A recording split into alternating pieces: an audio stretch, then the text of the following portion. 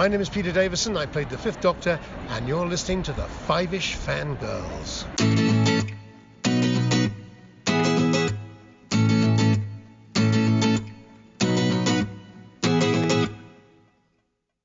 The tangents we continue all the way to episode 470 of the Fiveish Fangirls Podcast. And I got home from Louisville last night and was in bed by 8:30. Word. Fun. Yeah. I get it. Yeah. Welcome to this week's episode of the Fiveish Fangirls Podcast. So glad you joined us. Let's start off like we're doing from the virtual table and see who's joined us this week. This is Brittany in Bengal. This is Holly from Wisconsin. And this is Rachel back in Indy from Louisville. How exciting. We're thrilled. I'm thrilled. I think I'm delirious, is more like it, but that's okay. Oh, my. Well, we need to do, before I talk about my adventures, we need to do the news. Not a whole lot news-wise, which, considering sometimes the news we have to discuss, I'll take a little to no news if it's all good news. Right. So first up, unfortunately, Chrissy's not here, at least not yet. She might join us. But Salt Lake Fan X coming quickly. I think that's the next convention for us as a group. So 30 days and some change, I think is what the website said when I checked it earlier. So some guest announcements and updates. Ah, goodness. Robert Patrick, unfortunately, has had to cancel. He had a work conflict come up, which is something that can happen.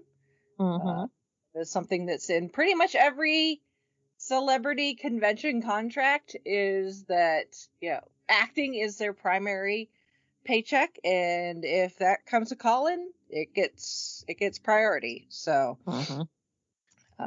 even the ones that could walk out with literally bags full of money after a weekend at a convention. Acting gigs come first. So the Terminator 2 reunion is one less, but that's okay. We will still have John and Sarah Connor, so that's cool. I saw some people that are like, "Hey, Arnold Schwarzenegger's free that weekend."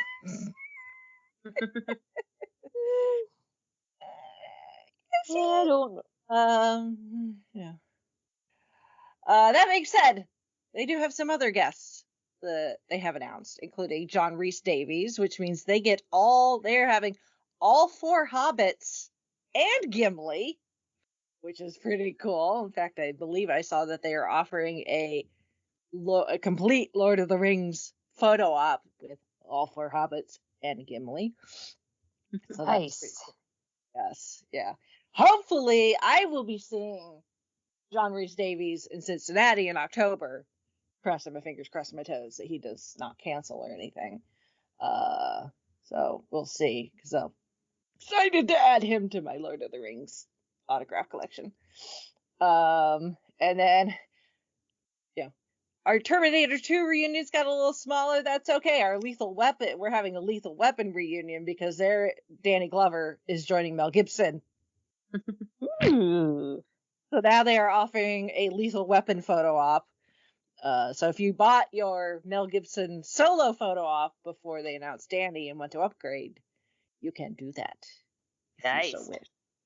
Now all they need to do is get Joe Pesci. Yeah. Get Leon in on the action. Yeah. Yeah, except with Joe Pesci, I'd just be like, Home Alone, Well, that too, yeah. Or My Cousin Vinny, one of the two. Yes. 2 youths. Yes. 2 youths, Your Honor. Yeah. I know exactly how to make grits now, thanks to My Cousin Vinny. Yes. And we also know about timing on certain vehicles. Timing on certain vehicles, yes. Doesn't mean anything to me, but I have that information up there somewhere in my brain for Yep. some purpose in the future, I think. Question, have we pulled his name out of the hat yet? Who, Joe Pesci? No. Yeah. All right, cool. I couldn't remember. Or if he's not on the list, better add him. Yeah, I don't even know if he's in the hat. I'll have to add him. Because we may or may not be returning to that hat sooner rather than later. So. Just saying. Yep. So yeah, you got your Lethal Weapon reunion there. If you're a fan of Napoleon Dynamite, we're getting both John Heder, Napoleon himself, and Efren Ramirez, Pedro. Woohoo!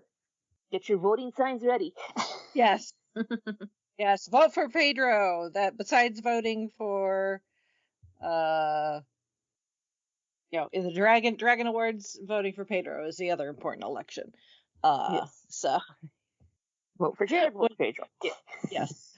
I should use my Photoshop skills. I need to should take the Napoleon Dynamite shirt and just change it. Vote for Jared. See how good my Photoshop skills actually are. So that's exciting. I actually watched Napoleon Dynamite for like the bazillionth time when I was on spring break. And my cousin, who has seen it a bazillion and one times, the entire time we're just like laughing and quoting along with it. And found out, even though this is like her absolute favorite movie in the entire universe, and she's seen it so many times, she did not know that there was a post-credit scene. You're kidding.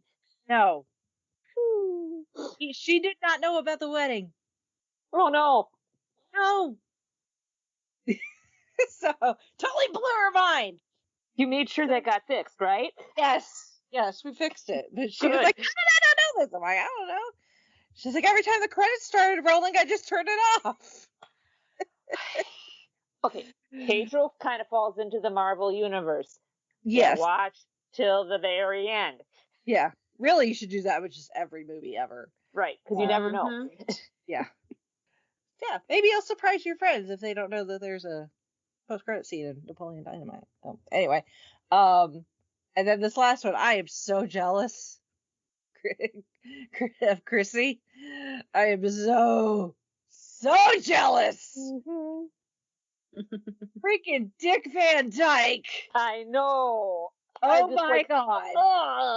Oh my God. If it wasn't the start of the school year, I'd be. I know. I'm just hoping that maybe that means that, he's even at his age that, occasionally he may pop up at a convention somewhere. So, Yes. Like I expect him occasionally maybe to pop up at, what's the big MegaCon down in Orlando? Because, close to Disney World. But yeah, freaking Dick Van Dyke. Please, Comic-Con, please tape this and please put it up on YouTube. I want to watch. Please and thank you. Pretty please. You need to see the Dick Van Dyke. Yes. Him we have pulled out of the hat. Yes, we have. Yes. We have discussed Dick Van Dyke. So. Yes, we have. But yeah, I saw that announcement from Salt Lake, and I'm like, ha, Chrissy, I hate you right now. Not really. Love you. Just jealous. No hate, just love. So yeah, that's exciting. And they still got 30 days to go. Who knows what the hell's gonna happen between now and FanX? So I mean, the bar's already pretty high. How much? I know. But you got all the hobbits. You got what, five out of 9 of the Fellowship? Right. You know? You have a national treasure. Yes. So, yeah. Yes. Yeah, the bar is really, really high, so I guess we'll wait and see what happens over the next 30 days. Mm-hmm. Oy. So, there is that. And then I did not know that this was a thing, but now that I know that this is a thing, I want to go see this. I will probably cry the entire time. Because just the trailer kind of makes me want to cry. But, soon to be released, I guess, in theaters is, it's not Superman, it's Super/Man. It's a documentary about Christopher Reeve. And I've seen it posted, yes. yeah, and his life, and obviously the injury, that caused him to become, paraplegic, and what he did after his injury and up until his death to help try to find a treatment and or cure for people with similar spinal cord injuries. So, but it's, his son, and the people that knew him, other celebrities and the like. But it looks like it's gonna make me cry. So, because while yes, I did grow up on classic television, I did not watch the George Reeves Superman. Christopher Reeve is my first Superman. Mm-hmm.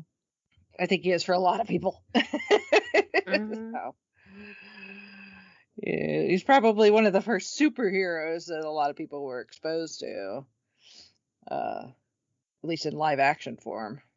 So, but yeah, you can go watch the trailer for that, and you might want to grab some tissues.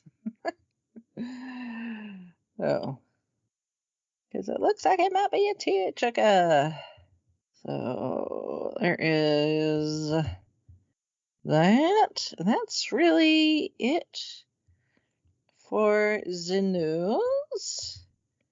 But we do have some feedback, of course, because Shalane thought of war stuff from D23, which that's fine. That's what we're here for. That's why our inbox is open. So she says, I forgot to mention something else about D23. I read that 2000s live action movies like Freaky Friday and The Princess Diaries are representing the Disney Channel original movies, similar to how the Halloween Town movies did. It's interesting how these films, even though some are released in theaters or on TV, are being linked to, she shortens it to DCOMs. This reminds me of how the wonderful world of Disney movies like the Rodgers and Hammerstein Cinderella with Whitney Houston, Burnett Peters, Jason Alexander, Whoopi, Victor Garber also represent the DCOMs. These movies and series are all connected back to the legacy of the Mickey Mouse Club. Speaking of the Disney Channel and the Mickey Mouse Club, I wanted to highlight the Disney Channel original movie Teen Beach Movie, which I've never seen, but I have heard of it. It's about two surfer kids who end up in an old beach party movie called Wet Side Story. A twist on Wet Side Story. That's funny. This movie was made in honor of Disney legend and Mouseketeer Annette Funicello, who starred in beach party movies and passed away the same year Teen Beach Movie was released. This movie came out around the time I stopped watching Disney Channel and went to college. Shows that Disney Channel still cares about the legacy of the Mickey Mouse Club. I'll be patiently waiting for when you girls discuss the Mickey Mouse Club on the podcast. Thank you, Shalane. Yes, the Disney, because the Disney Channel wasn't a thing back in the OG Mickey Mouse Club days, but they would do Disney original movies and show them on TV. Usually, like that would be like the Sunday night feature. Walt would do The Wonderful World of Disney, and then they'd show some movie, Beach Blanket Boingo or whatever, Usually with one or several of the Mouseketeers. Yes, Annette Funicello, you know, Frankie Avalon,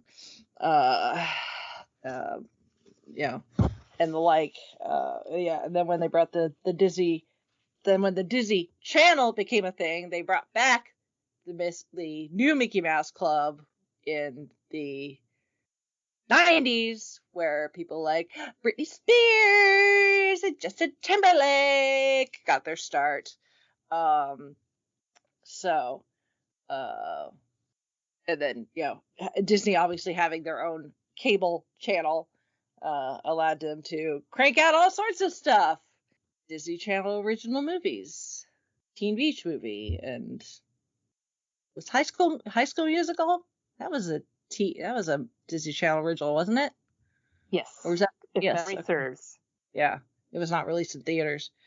So I really wish that version of Cinderella with Whitney and Brandy, yeah, was available somewhere, because I really like that version. Isn't it on Disney Plus? Not last time I checked, no.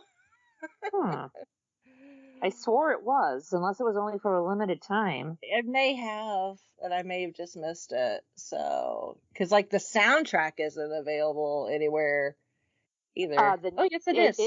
Yes, it is. 97. I'm looking right at it. Good. I was like, wait a minute. I knew I saw the it. last time I looked, it wasn't there. So, but I haven't been able to find. At least I haven't been able to find a proper version of the soundtrack on Spotify. So, but okay. Well, I know what I'm watching when I get a chance. Woohoo! So yeah. The Disney has always, it's kind of ties into a little bit of what we talked last episode, talking about how the company, has kept itself afloat when one leg is not doing well, another picks up the slack and usually keeps them going until whatever leg, rights itself. And having essentially, Disney did essentially what most major Hollywood studios did in the same time. Granted, they're during the golden age of Hollywood, where you had you'd contract your stars, so they would be tied to a particular studio, and they would just make stuff for that particular studio. And I don't know if Disney necessarily contracted, but they had a stable of stars that they could go to, if need be. So that's why if you look at the movies of like the 50s and the 60s, you'll see the same faces over and over again, you'll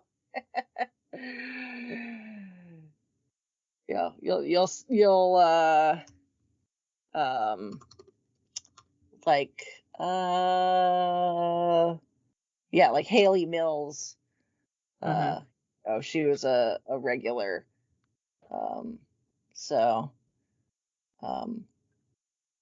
Annette Funicello, which my brain wants to use the joke, the pun, for Muppets 3D, the Muppets 3D show, the 3D movie at Disney's Hollywood Studios. It looks like you're going into a theater via the backstage way for the Muppets, where they're going to show you Muppet Vision 3D. And because you're kind of backstage, you see there's props and costumes. Of course, Miss Piggy has got, thousands of costumes because she's Miss Piggy. But there's a lot of jokes and stuff. And one of them is, if you look up at, there's lights and stuff hanging. Very much what you'd expect backstage at a theater. But there is a giant net full of cubes that I don't think they're green. They could be, or they may be multicolored. I don't remember. Just think like the gelatinous cube from D&D. Mm-hmm. And it's this giant fishing net full of them. It's a net full of Jello. But So, like, my brain immediately wants to say a net full of Jello instead of a net full of Jello. Anyway, thank you, Muppets. Yes. Right up there with Weird Al, just perverting my brain. So,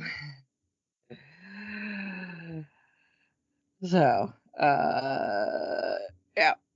So thank you, Shalane, for that. Yes, we'll have to do more the history of Disney related things. Because it's fun. Things like the Mickey Mouse Club and Wonderful World of Color, stuff like that, and where some of the stuff that we just think of as it's just Disney, and therefore it's just like it came out of the magic of Disney, and it's like, oh, Disney was very specific about things, doing certain things certain ways, so could make for an interesting deep dive or two. All right, well, that is Shalane's feedback, so thank you. We'll make sure to remind you at the end as well, but don't forget to vote for Jared for the Dragon Awards, because, they're this weekend. So running out of time. It's really easy, I promise. You'll register if you haven't registered before.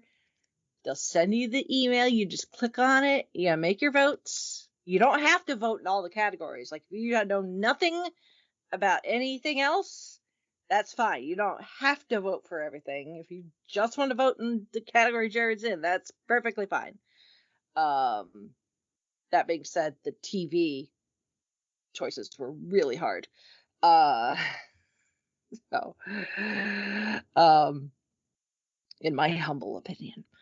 But yeah, and then you just vote, and then you hit submit, and then you're done. Bada bing, bada boom.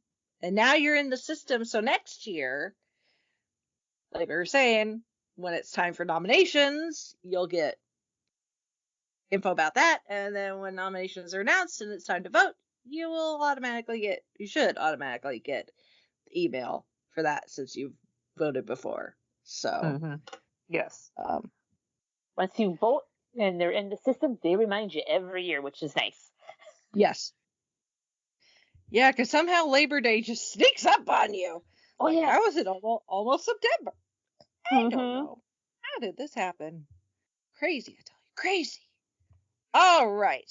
Well, moving on to this week's main topic, which, as I mentioned, I have safely returned from the great state of Kentucky, from Louisville, from PopCon's second foray into expanding the PopCon reach to more fans. This year was a different location than last year.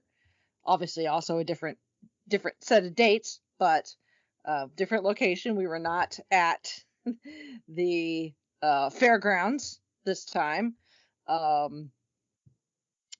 Instead, we were at the Kentucky International Convention Center, which is right downtown, just a few blocks from the KFC Yum Center, which is their big concert venue, among other things. So a bit more convenient as far as hotels and parking, which is nice. There aren't, as far as I can tell, and somebody can correct me on this if I'm wrong, But as far as I can tell, there technically aren't any hotels connected to their convention center. Apparently that is something very unique to Indianapolis, that we have so many hotels that are directly connected to our convention center. Now, there are parking garages that are next to hotels, or part of hotels, that are connected to the convention center. But not from any hotels directly. That being said, it is very walkable. Chauncey and I stayed at the courtyard, the Marriott Courtyard, which was a couple of city blocks. Like, you turned one corner, walked down several blocks, turned another corner, and the entrance that they were using was right there. It was a little hot, but it is what it is.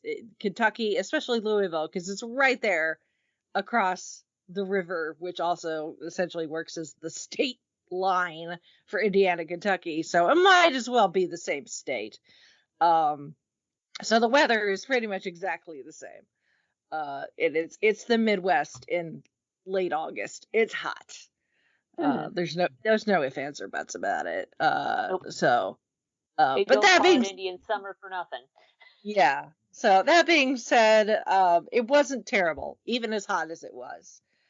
And we were right near, I walked by lots of parking, street parking lots and garages. So if you weren't necessarily staying at one of the hotels, obviously, I went to the hotel, parked my car, and it stayed there for 48 hours.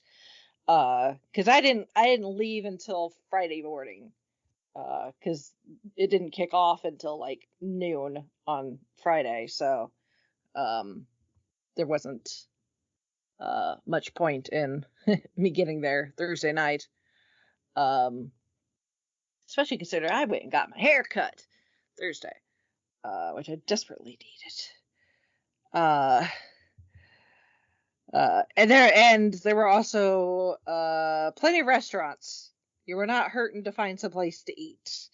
And there were plenty of options, both, from fast food, fast-ish food like Qdoba, things like that, to some chains, and then some places unique to Louisville. So I'll talk about the places I ate as we go through. Because that's what we do best, talk about food. Somewhere Lou Mangello's ears have just perked up again. He knows. So I got there Friday,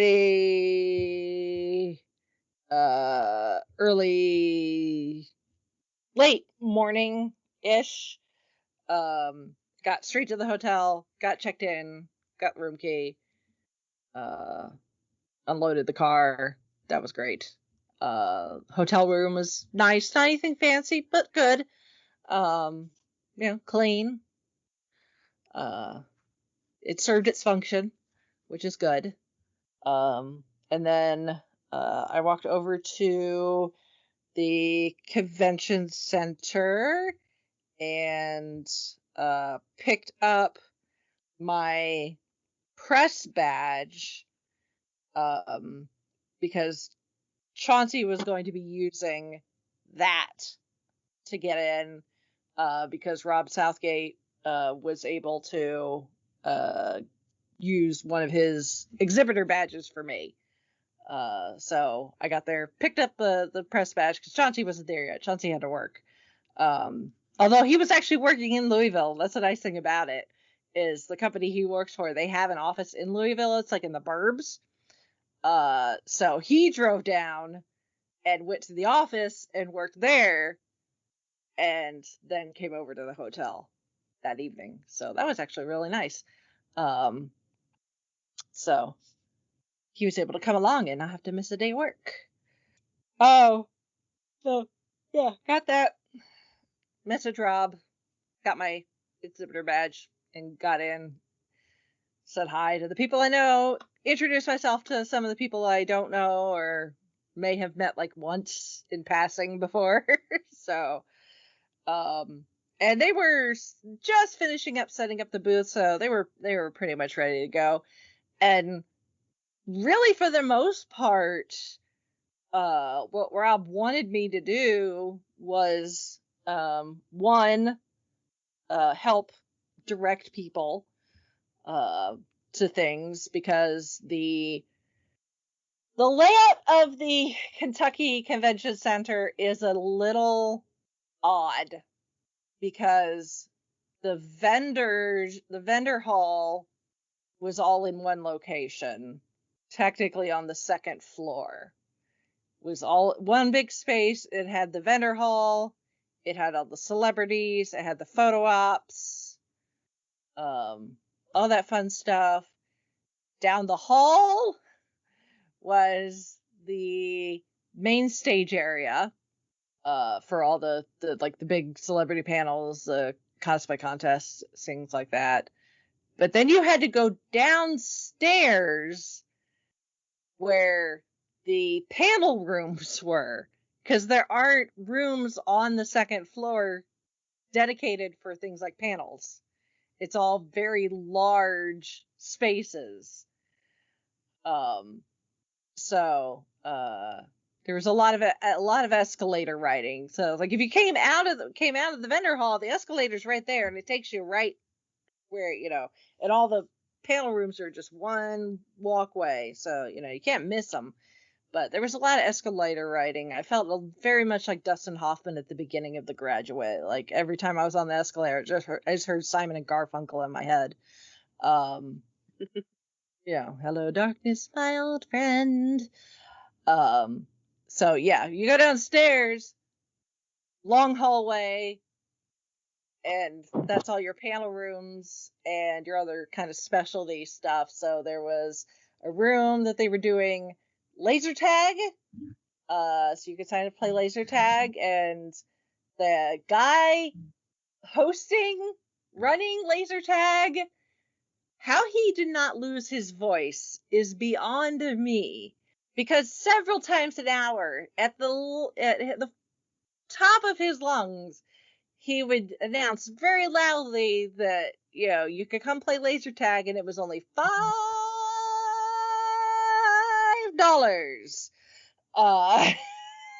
So, kudos to him for, being able to do that the entire weekend, because I wouldn't have. And then there was another room was the escape room, which I did not get to do. I kind of wanted to. I just could not fit it in, because that's fun. Yeah, although this one is like it's a scary one. It's called The Cabin of the Crackling Man. Yeah. It's about this cult and murder and stuff like that. It looked very scary, but also looked kind of fun. And then next to that was the gaming room, where Icon Gaming had set up, so that they had some open gaming. I think you just I don't know if you paid. I think maybe you could pay per game, but I think you could also pay a flat rate, and you could access as many consoles as you wanted, I think. I didn't stop to play, but if I'm remembering correctly from previous years, I think that's the case. And then they had on the big screens in the room, they were doing gaming tournaments, things like Mario Party and games like that, where you can have multiple players, playing against each other. I believe Icon, some of the money that they get with people pay to either play the individual consoles or play in the tournaments, I believe some of that goes to Extra Life. Okay. I think.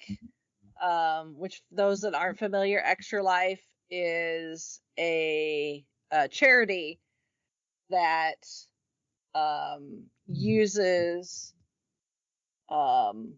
gaming to raise money for the Children's Miracle Network of Hospitals. So you will occasionally see, like, they have a specific day that, but some people will do it just all, whenever, where essentially you know, if you've got like Twitch or YouTube, someplace where you can stream while gaming, they can set you up so that people could donate, and it will go to Extra Life, and therefore it will go to the Children's Miracle Network. And I was gonna sneeze, I lost it. And it's like a 24-hour thing. Like, you can like pledge to like game for like 24 hours straight. Of course, you don't have to do it. You can have like a team of people. Don't expect one person to stay up 24 hours, although some people probably do. I'll put a link to Extra Life in the show notes so people can read about it. So, but I see them a lot. Sometimes they have booths at events. I believe they had a booth at Gen Con. So, but it's a regular thing that I've never participated in because I'm not a gamer, but I know people who have. So that's cool. I think that's a pretty cool thing for people to do. So Icon was in that room. Next to that was the Magic Room of Magic. Because that's a thing that PopCon has been doing, I think since Louisville last year. I think was the first time that they had brought in the professional magicians. And yeah, so it's a group of professional magicians. Some of them are maybe more well-known than others, depending on, I guess, what kind of media you consume. Like, some of them have been on, like, Penn and Teller's Fool Us, and things like that. But this was actually the first time I'd actually got to go in there, which was cool, and talk to some of them. So I'll tell you about that in a second. And then the rest of the hallway on that one side was just panel rooms.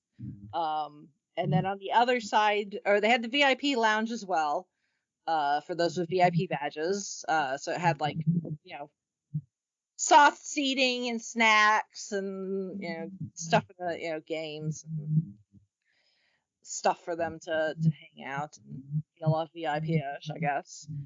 And then on the other side was what they were using one of the rooms for some crafting workshops. So one of the vendors offered to do 3 different types of leatherworking crafts.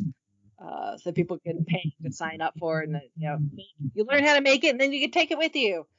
So learn to make your own leather dice bag, that sort of thing. Very similar to the things you can learn at Gen Con, but on a smaller scale. So that's cool. And then they had a bunch of open tables and open seating for the Hoosier Gamer open gaming area. So they just had a library set up of various board games of different types, and you could just, if you saw something you liked, you could grab it and find an open table and grab your friends and sit down and game, tabletop game till your eyes fall out, I guess, if you wanted to. So that was cool. But Writers Row, which Rob Southgate was there part of, and I was helping out. They had their own. One of the panel rooms was just for them. Cool. They were able to set up their signage and stuff like that, and put up the schedule up on the door and that sort of thing. But what Rob wanted me to do is, until people got more familiar with navigating the convention center, helping them with directions, getting like to and from the Writers Row booth down to the panel room and back. Also, social media, either collecting and also some posting. If you saw on our Instagram, you saw that I posted a lot of Writers Row related stuff. At the very least, the schedule every day. So I took a lot of pictures, a lot of video of the various panels and the authors and the people that were on them. And I've given those to Rob for them to use as they see fit, because he's got several irons in the fire working on various multimedia related projects. So I think at least some of that will be useful to him. And plus some of the panels were fun. There were some that I genuinely actually wanted to go to and like sit and listen, as an aspiring author. Although Erica, who is the other co-founder of Four Horsemen Publications, has told me now in no uncertain terms that I need to get off my ass and start writing my book. And she wants it ready by next year when they do Writers Row again. Wow. Yeah. like I was just like, I don't know. She's like, no excuses, do it. And I'm like, okay, Mom. Yeah.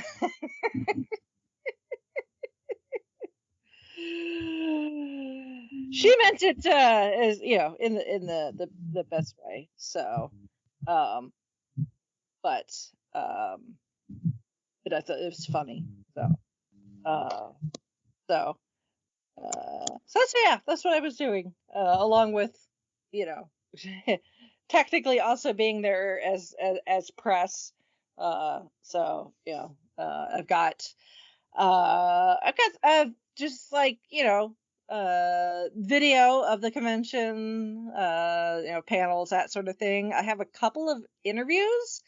I did, thank you, Amazon, not a sponsor, for 2-day delivery, because I got an idea like over last weekend, not this weekend that just passed, but the weekend before, of like, ooh, I should look into getting some new equipment to take with me to try to up my content game. So onto Amazon I went, and it arrived Thursday. Nice. Just in time. Down to the wire, but hey, it works. Yeah, so I got myself a fancy tripod with an attachment to hold a smartphone. So that's nice. And then I got a couple of wireless microphones, like the lavaliers that just clip on. Nice. I will say the clips could be better. That being said, once I figured out how everything works, from what I can tell, the microphones helped with sound, because in the vendor hall, it was very loud. Very, very loud. I mean, you got all these people talking. You've got the live podcast stage going that's in there. You've got multiple booths with sound, like the Kentucky Ghostbusters. Occasionally would play the Ghostbusters theme song, the one we all know from Ray Parker Jr., but also like the version from the cartoon, and like the version from the all-female movie. Occasionally the Ecto 1 siren would go off, Oh boy. Which, that sound always makes me happy when I hear it. Like, Ecto 1, I love you. And then there were a few booths that were playing music to get people's attention. So yeah, it was just, and they can't, you'd have the photo op area, the guy occasionally going, the lines are now open for the, photo op, with the people from Star Trek Strange New Worlds. This is your call, that sort of thing. Or like, this is your last call for your photos with, I don't know who these people are because I don't play Grand Theft Auto, but you know what I mean. In my head, he was not saying I don't know who they are. He is professional about it, but he was also, get on the microphone, get a little loud. So yeah, it was just a cacophony of sound, and if you know anything about a lot of these venues, these halls are really just giant concrete rooms. So it's concrete floor, concrete walls, very tall ceilings. So it's a very echoey space to begin with. And then you put all these sounds in it, and it's just bouncing off of everything, off the walls and the floor and the ceiling. So yeah, it's a little loud. So having the microphones, I think, definitely helped. So I still have to decide what I'm gonna do with the stuff I shot. Because I was just kind of making it up as I went along. It's like, I'll find something to do with it. So we'll see. It'll probably end up on YouTube. So just stay tuned. So yeah.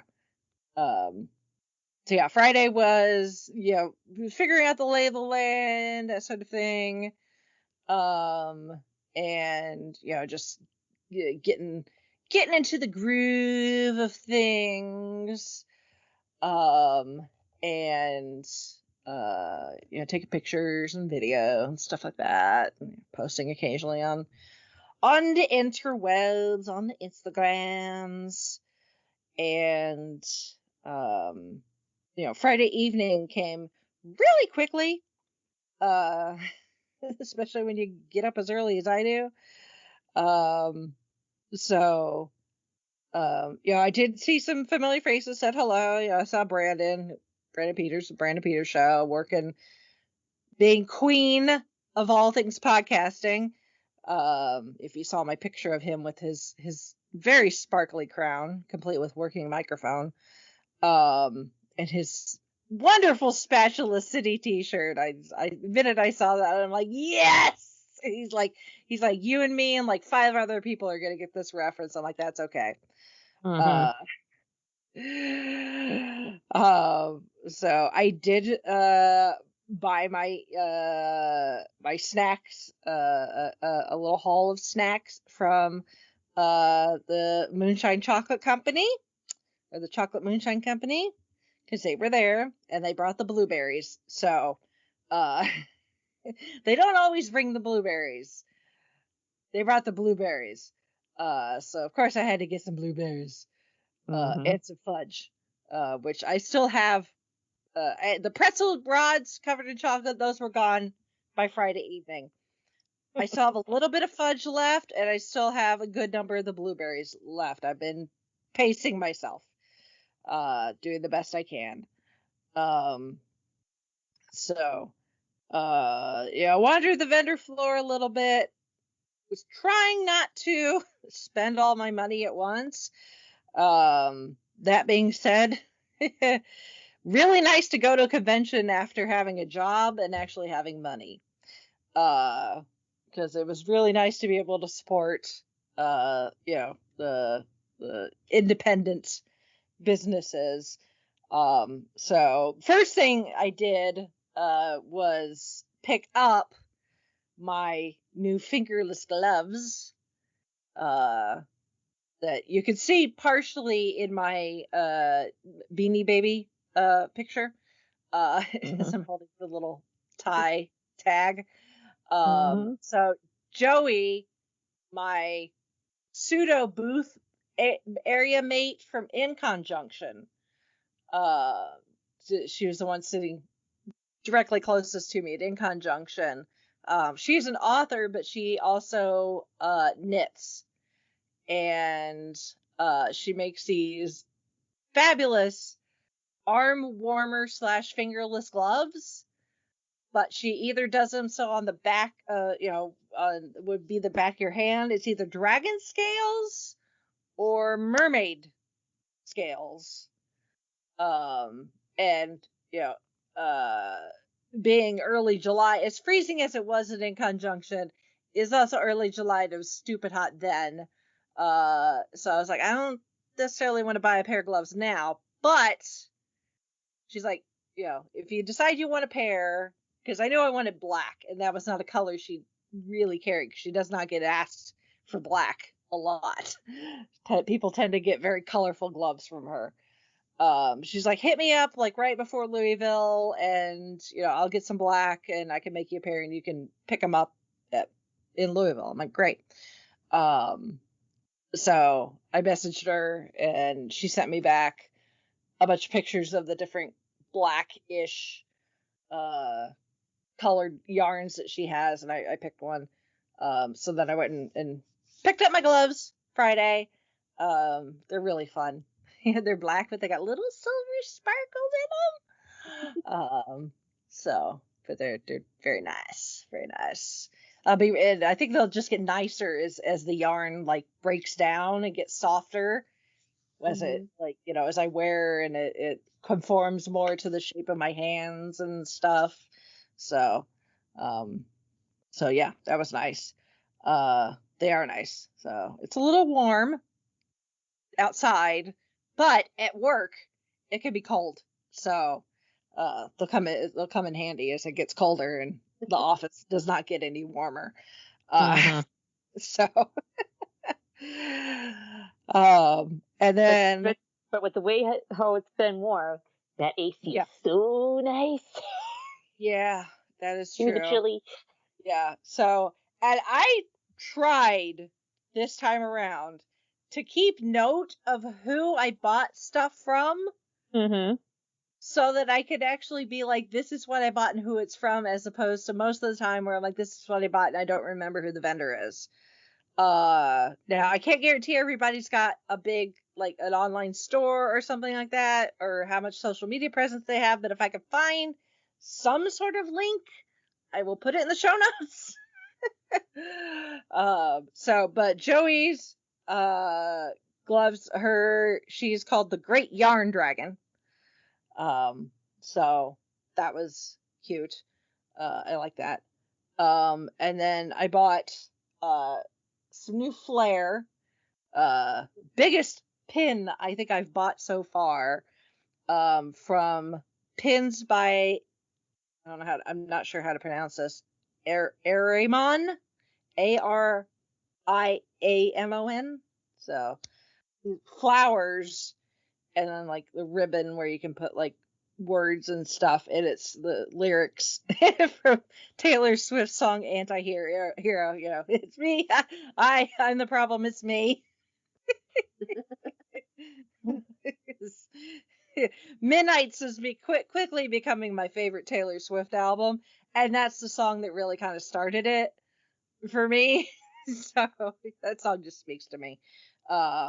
So she had several from Midnights, including another one with a different set of lyrics from Anti-Hero, and I was like, no, I'm the problem, it's me. I need that. So I bought that and put it on my fanny pack that I wore all weekend, because I'm the 90s mom in disguise, I guess. So there's that. And then I went to get dinner. Chauncey had not arrived to the hotel yet, so I went ahead and went to get dinner. And I was gonna go somewhere else, but then I saw this sign outside this seemingly hole in the wall restaurant that said "Experience Louisville style pizza." And if you don't know anything about me, I am very, very picky when it comes to pizza. I was like, I've never heard of Louisville style pizza, so I'm gonna go in and I'm gonna find out what Louisville style pizza is, and if it doesn't sound like something I want, generally pizza places also have things like wings and stuff, so it's like, it's gonna be win-win no matter what. So I went in, got a seat.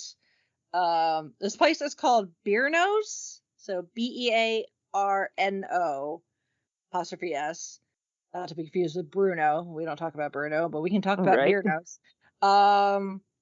And apparently Louisville style pizza is a thinner crust. Now it's not super, super thin, but it is a thinner crust, so it's going to be very crunchy on the outside edge. But what makes Louisville style pizza is a thinner crust, but they don't skimp on the toppings. Ooh, so we're talking loaded. Yes, they like to be very heavy-handed when it comes to the toppings. Nice. So I got the smallest pizza that they offered, which was still a lot of pizza for one person. I think it's a 12-inch. So Wow. yeah. And I did build your own. So I got a pizza with pepperoni, pineapple. Don't come at me. Pineapple is fantastic on pizza. Yes, And Yep. sliced tomatoes. Ooh, that sounds good. Ooh. Yeah, it actually was really good. So I got my pizza. Yeah, the crust, again, not super thin, but just thin enough that it got that really crispy on the outside, which is how I love it. And yeah, it was definitely, they did not hold back when it came to the toppings. So each piece that I picked up, the cheese was very stretchy, and it was just every bite had, multiple flavors in it. So it was fantastic. I think I ended up eating like a third of it, and then took the rest of it back to the hotel. I think Chauncey actually has eaten the rest of it since then, which that's fine. He is the pizza connoisseur. So, when I find a pizza I like, I will eat it. But even then, I don't necessarily will eat all of it. And he'll eat just about anything if you call it pizza. So yeah. So I had that, and then I went back to the hotel. I was thinking of maybe going back to the convention center to try to catch the second breakfast improv show. But by the time I got back, because I had to take my leftovers back to the hotel, and I was like, my feet were just not having it. It's like, no. My feet were like, no, take off your shoes, take off your socks, sit down. You brought some adult beverages with you from home, crack one of those open. You got cable in the hotel room, see what's on the TV, and just chill. You're going to hit it hard tomorrow and probably Sunday. Let's ease into it. And I'm like, okay. Thankfully, I listened to my body, and then Chauncey showed up. And we ended up watching. We had Pluto TV. Oh, nice. On our hotel TV. We could access Pluto, which was really nice. So we started out. Where did we start out? We started out on the Smithsonian Channel, and then I think we switched over to Ask This Old House, and then eventually went to Antiques Roadshow because we are old people. I mean, and Pluto TV, I mean, they run the gamut. When I first got there earlier in the day and was like unloading and going to the bathroom and, making sure that, lights worked and the room was clean, and I saw we had Pluto TV, I immediately went to the Doctor Who channel. Exactly. Yep. Like, I don't even care which story is on. It happened to be the end of the Pyramids of Mars, which was really fun to watch considering what just happened on Doctor Who. Good old Sutek. I was like, oh, Sutek, hi. It is, it's Tom Baker. Tom Baker's doctor. He thinks he's defeated Sutek. He's like, yes, I've trapped him in a time corridor 7,000 years in the future. He'll never reach the end of it. I'm like, yeah, he will in about 50 years. Several regenerations later, Doctor. Yep. So yeah. We just chilled. And I was out. I was out. I think Chauncey ended up staying awake and watching some more Antiques Roadshow, but I was out. So I was up early Saturday, and got dressed and all that fun stuff. Of course, it's Saturday. It's game day. That means enter Jersey. Yes. Came with me and went on. And made my way back to the convention center. And posted the photo of that day's writers row panel schedule. Posted that. Again, more wandering the vendor hall. Really kind of killing time until Chauncey showed up because I wasn't sure exactly what time he was going to wake up and actually, make his presence known, which is fine. I was just happy he came. He could have easily came and worked at the office and not actually come to PopCon, because he's not been to a convention in quite a long time. So, but he wanted to dip his toe back into attending these things at least a little bit. So, and it worked out well, because I could use the exhibitor badge, he could use the press badge. So win-win. So yeah, I caught one of the writers row the panels, and I caught a little bit of one of the secret games. How long have they been doing this? It's been a couple years since PopCon. It started out PopCon's version of Squid Games without the death and maiming. But obviously Squid Games is copywritten, so they changed it to PopCon's Secret Games. And it's people sign up, and then there's a number of challenges, and as each challenge goes, the number of people, it dwindles until you end up with your ultimate winner, and whoever wins a lifetime pass to PopCon. So I think they've done this 3 or 4 times, I think. But I think it may have been the first game where they had the maximum number of people and needed to whittle it down. So they were playing, best I can describe it is kind of like Battleship, but you don't actually call where you're aiming for. In this case, they had people sitting in chairs arranged in different configurations with this wall in between them. It wasn't a solid wall. It was one of those PopCon giant banner things that goes, starts at the floor, and it's like, I don't know, 8 feet, 10 feet tall or something like that. It has the PopCon logo on it. Easy, something good for a photo backdrop, for its intended use. And what they were doing is they would give someone a ball, and then they would launch it to the other side, and if it hit somebody, the person that got hit was out.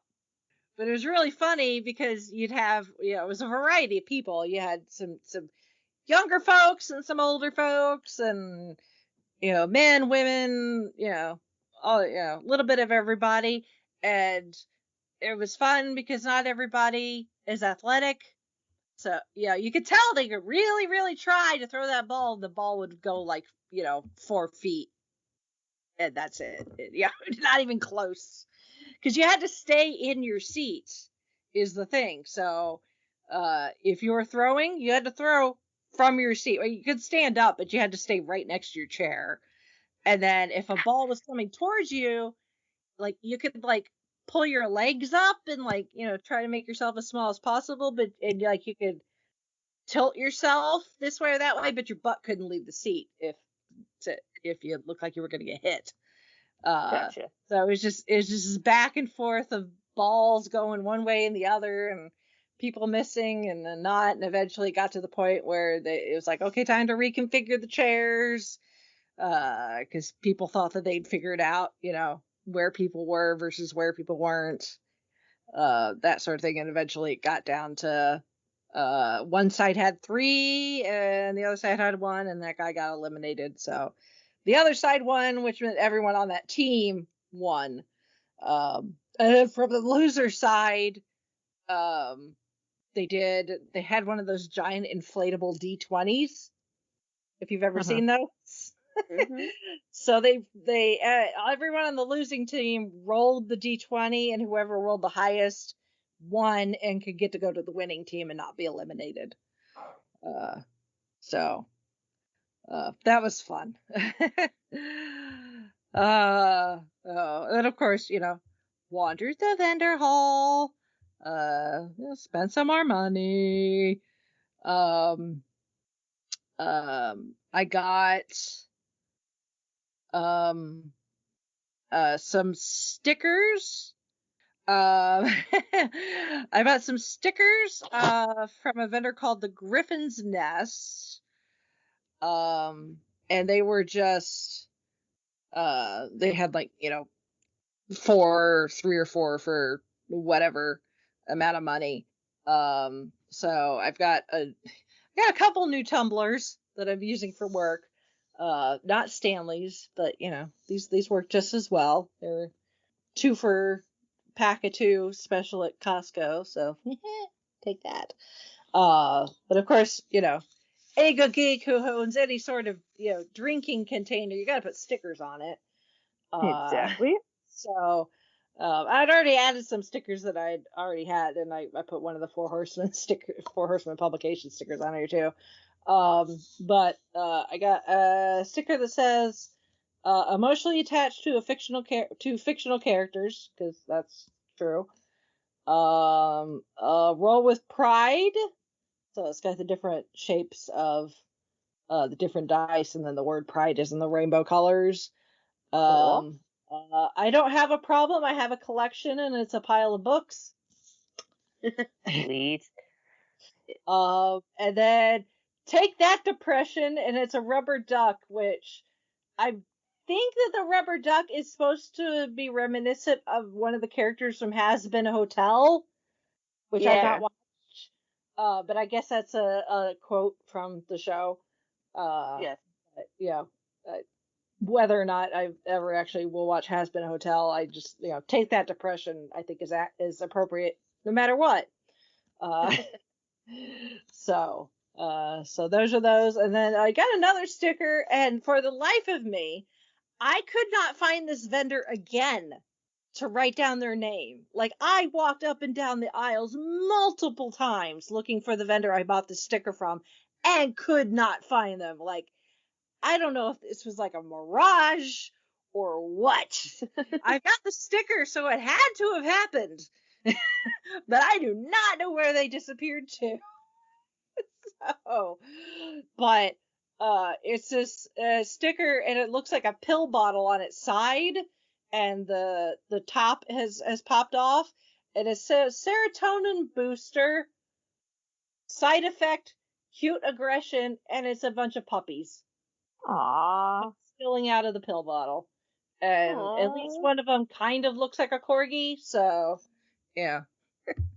But really, it's just a pill bottle full of puppies. Like, it's like, I need that. But for the life of me, I could not find this vendor booth again. I was like, I know I did not hallucinate. I had the sticker. Maybe they took this year off. Yeah, I talked to the guy because they had a cat version of the same one, and they sold out of it on like the first day. Wow. Because I said, I appreciate you having something for us dog people. He's like, yeah, we had a cat version too, but we sold out of it. So it's like, I know these people existed, but I don't know what happened. So unfortunately, I can't tell you who they were. It's so weird. I don't know. Yeah.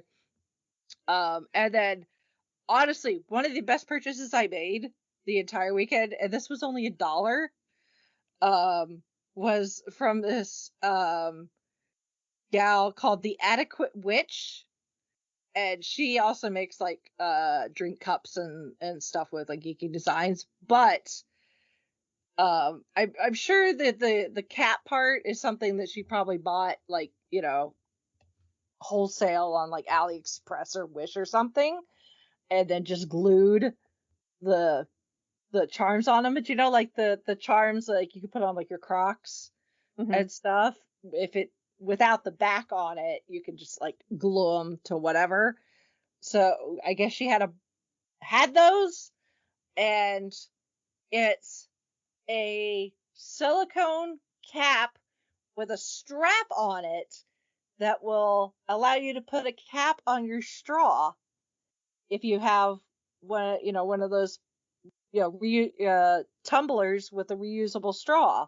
So it protects your straw so stuff doesn't go down into your drink via your straw. Nice. Yeah. So mine it's just like a slightly opaque white, with just like one of those like little croc charms with it's like a little alien type face, and he's got glasses on, and he's throwing a peace sign, and it says "Stay weird."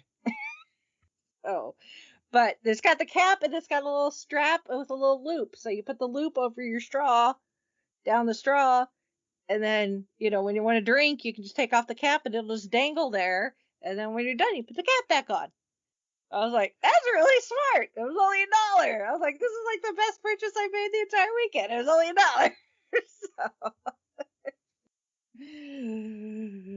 $1. So you never know what you might find, folks. That might just like tickle your fancy. And then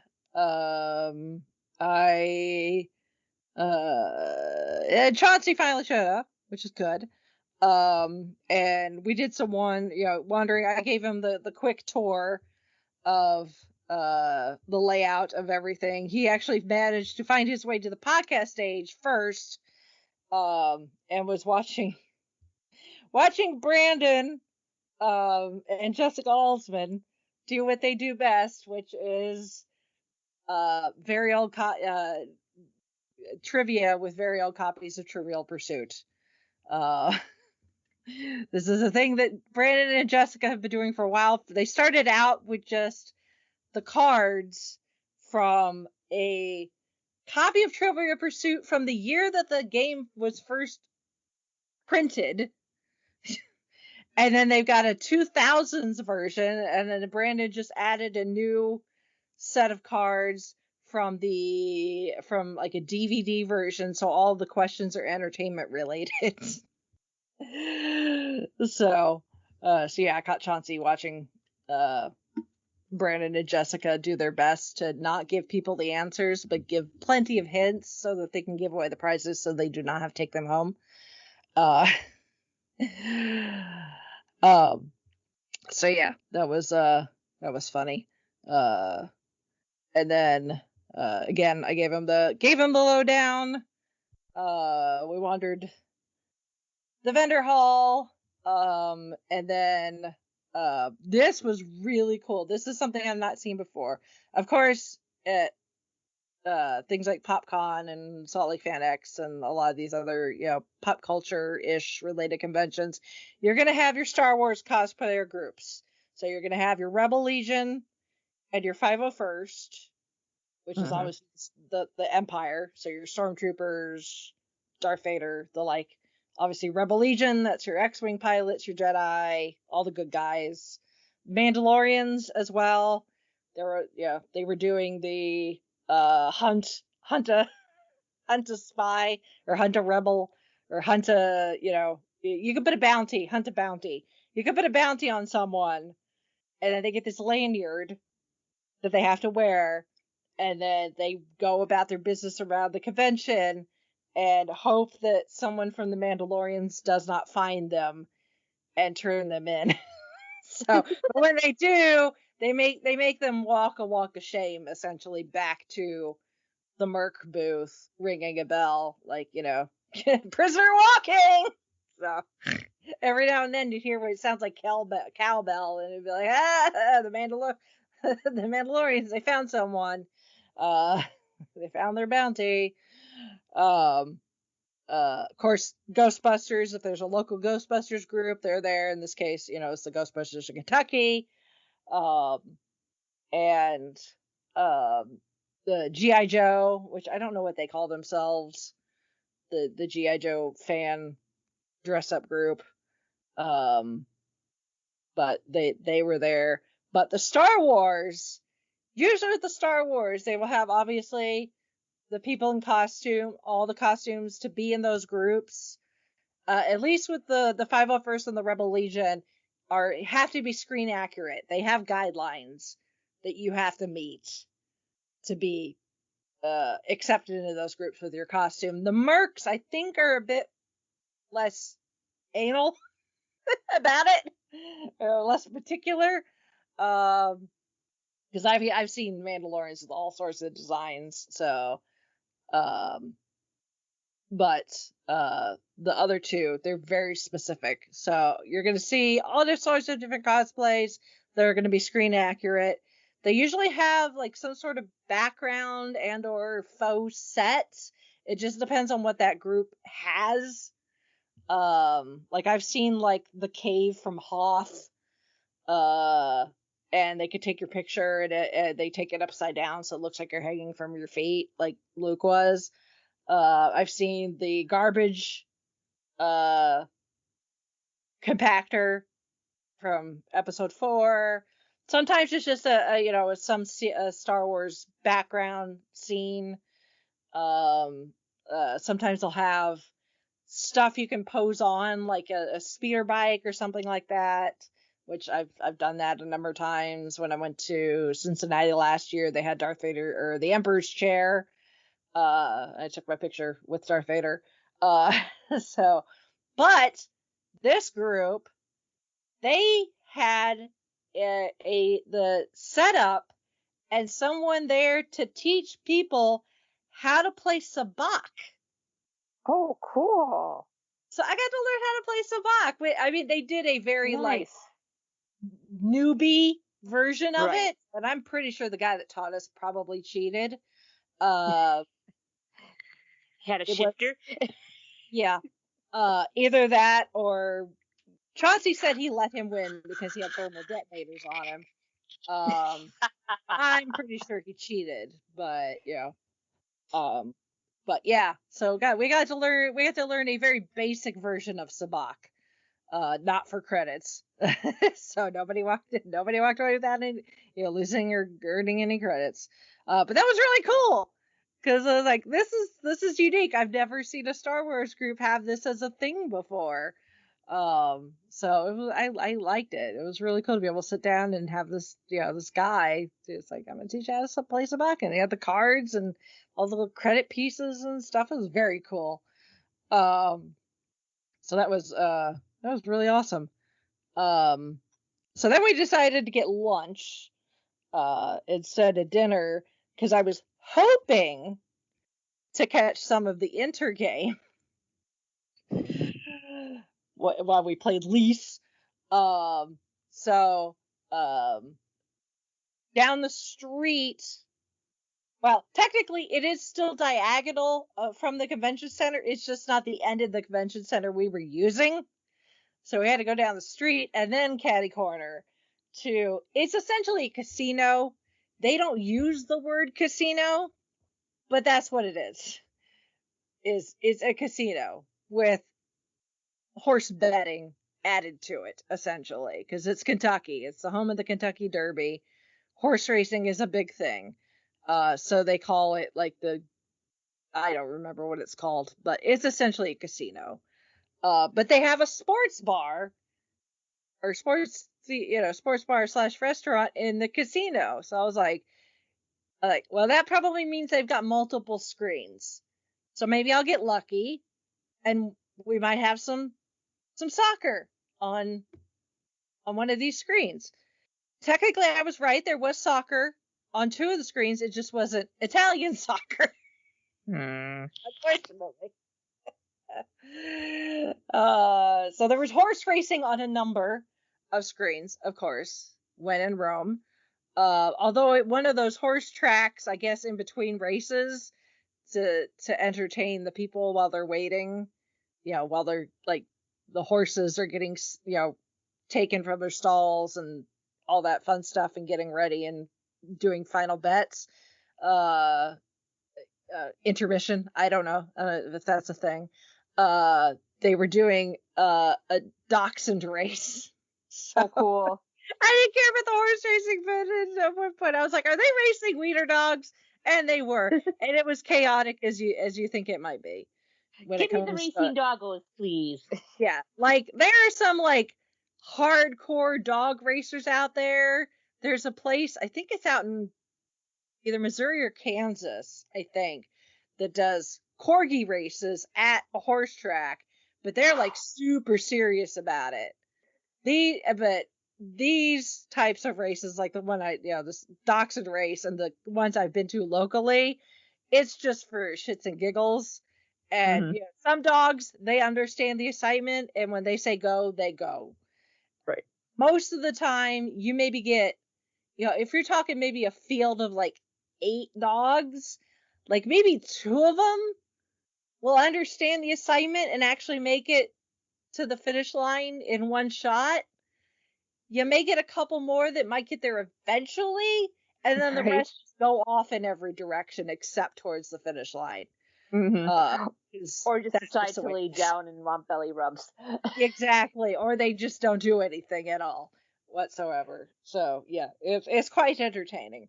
If you've never seen live dog racing, the non-professional dog racing, the amateur dog racing, it's way more fun. But yeah, so we went to the casino and went to the sports bar, and you know what? Other than they had free Wi-Fi, which was nice, because then I was able to pull up the match on my phone on Paramount Plus. So at least I had that going for me. So I was able to watch up until halftime while we ate. The Champions League was on one of the screens, which is English football. Their last match of the day was just finishing up, and then there was American women's soccer on a couple other screens, and then baseball on a few more. So we had different types of sports going, just not the exact one I wanted, but that's okay. So Chauncey and I, we got there, we sat down, and I'd already looked at the menu, so I already knew what I wanted. I will tell you what, for this technically being casino food, this was one of the best meals I have had in a long time. Like, it was so good. We had fried pickles. Because anytime Chauncey and I go somewhere and there's fried pickles on the menu, we always have to try it. Like, I've tried fried pickles across this country, and to see how they stack up to it. He even had fried pickles the night before at the dinner he had, because he had barbecue. Well, I had pizza. So, and he even brought back some of the fried pickles for me. They were a bit too spicy for me because they put something spicy in the batter, and that was not for me. But these were not spicy. The outside was crunchy. The pickle on the inside was still juicy. It was panko breading, which is not my favorite. I prefer more like a batter than breading, but that's just me. But they were still really good. Came with side of ranch. Chauncey got the club and sweet potato fries. I didn't try his sandwich, but it looked really good. Like the tomatoes, like nice and fresh, and the meat and all that. I got what they call the breakfast sandwich, which was, you get your choice of meat. I got bacon, of course, because I'm me. I got an egg. You could get a fried egg or scrambled eggs. The egg was a bit too done for me. I would have liked the yolk to have been a little runny, but that's okay. Swiss cheese and hash browns. Yum. Yes, it's your sandwich. And then I also got the sweet potato fries. The sandwich was really good. The bacon was just the right amount of crispy, just how I like it. Like I said, I wish the yolk had been a little runny. It was almost cooked completely through, but that's okay. And then the sweet potato fries. You get sweet potato fries, they give you a side of honey to dip your sweet potato fries in, and nice. I was not expecting that, but when I tried it, that was really good. Really good. I'll have to try it. Was it just a regular plain honey? It wasn't like a hot honey or anything like that? No, it was just a regular plain honey. I'm sure with a hot honey it would probably be good too if you want a little kick with it. Right. Yeah. So Chauncey thought it was just a bit too much, but he does not have the sweet tooth like I do. So I was like, sweet potato fries with honey? Yes, please. So yeah, like all the food, sweet. All the food was like, the stuff that needed to be hot was hot. The drinks were cold. Everything was super fresh. I don't know if it's because like there was hardly anybody there, or what, but it was just a really good meal for us essentially being at a casino, a sports bar inside a casino. So no complaints whatsoever. And then Chauncey decided to go back to the hotel because he wanted to get in his car and go driving around and see what kind of trouble he could find. And I'm like, that's cool. So I walked back. On my way back to the convention center, the road that I was using to get from the intersection where the casino is to the intersection at the other end of the street, which is the entrance that they had designated for PopCon, they were having like a little pop-up like street festival. And I don't know if this is something that like happens usually, or if this is something they decided to like take advantage of having people in town at the convention center anyway. But like they blocked off the street to traffic, and then they had like a few food trucks and food like tents. People, there's a tent that was selling like lemonade, not like kid like lemonade, but like fancy like lemonade blends. There was some vendors that were selling like clothing and jewelry and stuff. There was a little stage and people performing live music and all sorts of things. So, but there was a churro truck. Ooh, yummy. So I made sure I made room for dessert. Where I got a fresh churro with a side of strawberry ice cream. Ooh, yum. Ooh, very nice. Very nice. So I ate that while I was looking at the other vendors. There was this lady who converted an old bus, like an old bus. No, I don't think it was a Volkswagen bus, but that like size and shape ish, that era bus, and uses it as her mobile vintage shop. Oh, neat. Where she sells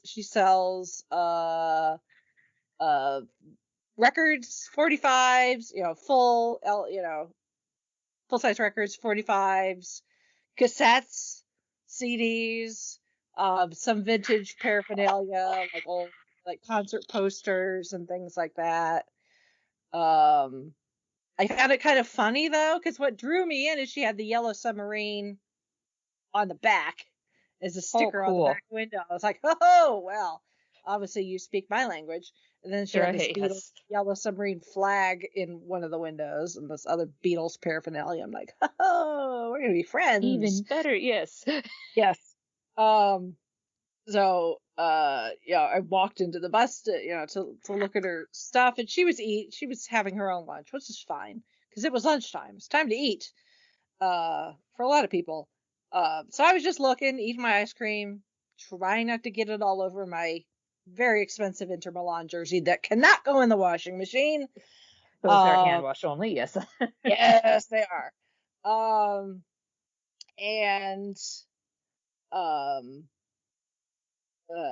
didn't want to say anything to her because I didn't want to necessarily think like I was being rude or anything. I just kind of found it funny that she has this mobile vintage like record shop on wheels selling all this like vintage, the Beatles and the Rolling Stones and John Mellencamp and all the artists you'd expect to find if you walked into any vintage record store. But she had her radio on and it was tuned to the current top 40 radio station instead of like the classic rock station. Yeah. So I'm like eating my ice cream looking at like vintage records while Olivia Rodrigo was singing in my ears about how you're a vampire. And I'm like, shouldn't you have that on like the vintage rock station? I thought maybe she's surrounded so much by to classic rock that maybe she just wanted to change a pace. I don't know. Right. So. Or depending on the time of day, maybe the programming for the local wasn't audience appropriate. That's true too. Yeah, because at like one of the stations up on my in-laws, on the weekend will play air local college sports instead. So yeah, that could be as well. Sometimes radio stations have to do multiple things. So that's always possible. I just thought it was kind of funny. I'm like, vintage Beatles, and first it was Olivia Rodrigo, and then it was like, what's her face that's gotten really popular in the last few weeks that I can't think of her name. But anyway, so then I came back, I finished my ice cream, and it was hot, so I was like, I'll go back inside when it's air conditioned. So I got back inside. I went and popped in because the Stranger Things panel was going on the main stage. So Grace and Mason were up there talking about, of course, their experience with filming Stranger Things. I guess Grace did like a self-tape audition and submitted it, and then didn't hear anything for like weeks, to the point where she forgot about it, that she had auditioned for Stranger Things, until her agent calls her and was like, hey, they want you for Stranger Things. She's like, oh yeah, I forgot I did that. And I guess her agent was like, yeah, we don't want you to do it. What? Because of the amount of the minimal amount of screen time that Chrissy gets as a character in that season. I was like, well, so, I mean, Chrissy's death is kind of important, though. Like, yeah, her getting killed is like a turning point for Eddie. Yes. So it's like, if it's not her, it's going to be somebody else that's still going to get killed after so much screen time. So right. But there's she's still important even after the fact. I mean, yes. Eddie didn't just burst out into Master Puppets for nothing. He's like, this is for you, Chrissy. So it's important. Yes. So, but yeah, I thought it was funny. She's like, no, I want to do it. I'm like, good for you, girl. So you want to see my manager? I do this. Yeah. Like, no, I want to do it. And here she is now. And I saw at least one girl dressed in a Hawkins high school cheerleader uniform. So, there you go. So yeah, so I caught some of that. Went back. Oh, and again, slowly but surely making my way. I always try to do my best, and when I attend these types of things, to make sure that even if I don't necessarily stop often, I try to at least physically go down every single aisle, so that I can be like, I know I've at least looked, and not necessarily looked, but at least put my eyes on every single row, in the vendor hall. So, and the layout was a little odd. It was very spacious, though. I will give them that. They could have easily tried to cram way more vendors in there, but the number that they had, I think, was really nice, because it gave good walking space in the aisles, especially compared to Gen Con, where we are all just sardines smashed into these tiny little aisles. And we're just fish trying to swim upstream both ways. And it's quite a pain to try to stop and look at anything when it's that crowded. So this was nice. So I will give them that. And I ended up I stopped and saw Lisa Meese from Starbase Indy. And she and her husband have dipped their toe in being creating their own stuff to sell. In their case, it's 3D printing. but her husband is an engineer. Cool. So he's been really good. She said he's been really good about, one, helping troubleshoot the 3D printing machines, which, if you follow our friend Tony Troxel over at Troxel Builds, his social media for that, you will know that 3D printers like to break and do stupid shit often for no good apparent reason. And it can be frustrating. So he's been very helpful with that, and then also helping her and herself teaching herself how to use the software to make her own designs. They started out with like some basic stuff that you can buy like the license for to be able to sell the product once you 3D printed it, but she's come up with all these designs and is self-teaching to figure out how to make them into 3D prints that actually work. And she's got a bunch of like different 3D printed earrings, which is really cool. Of course, being part of Starbase Indie, Star Trek is like, her fandom, huge Star Trek fan.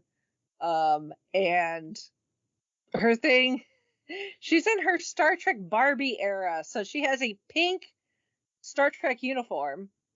Oh, cool. Or at least the shirt.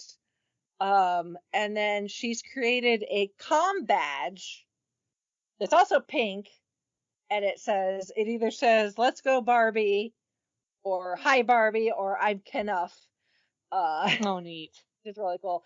Then she also has these smaller, not bright pink comm badges, and on the kind of logo emblem part, she's got some that are like, it's got like music notes, and then it's got some with like a D20.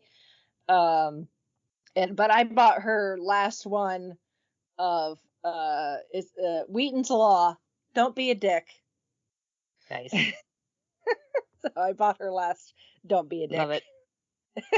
3D printed badge. So she's making dice towers and all sorts of fun stuff.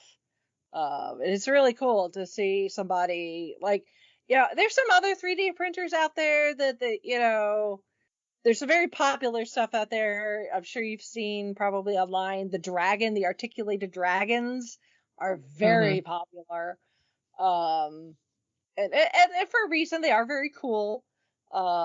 Especially because they can come in all different sizes and colors and stuff. And there's some where they can make them, and they also 3D print an egg, and they can put it inside the egg, and then it's, the person buys it not knowing what color the dragon is. So it's a surprise. People like that kind of thing. And a lot of 3D printed Pokemon. A lot of like, your stereotypical like literal dice towers. Where it looks like a castle turret. That sort of thing. A lot of fidgets, fidget type toys as well.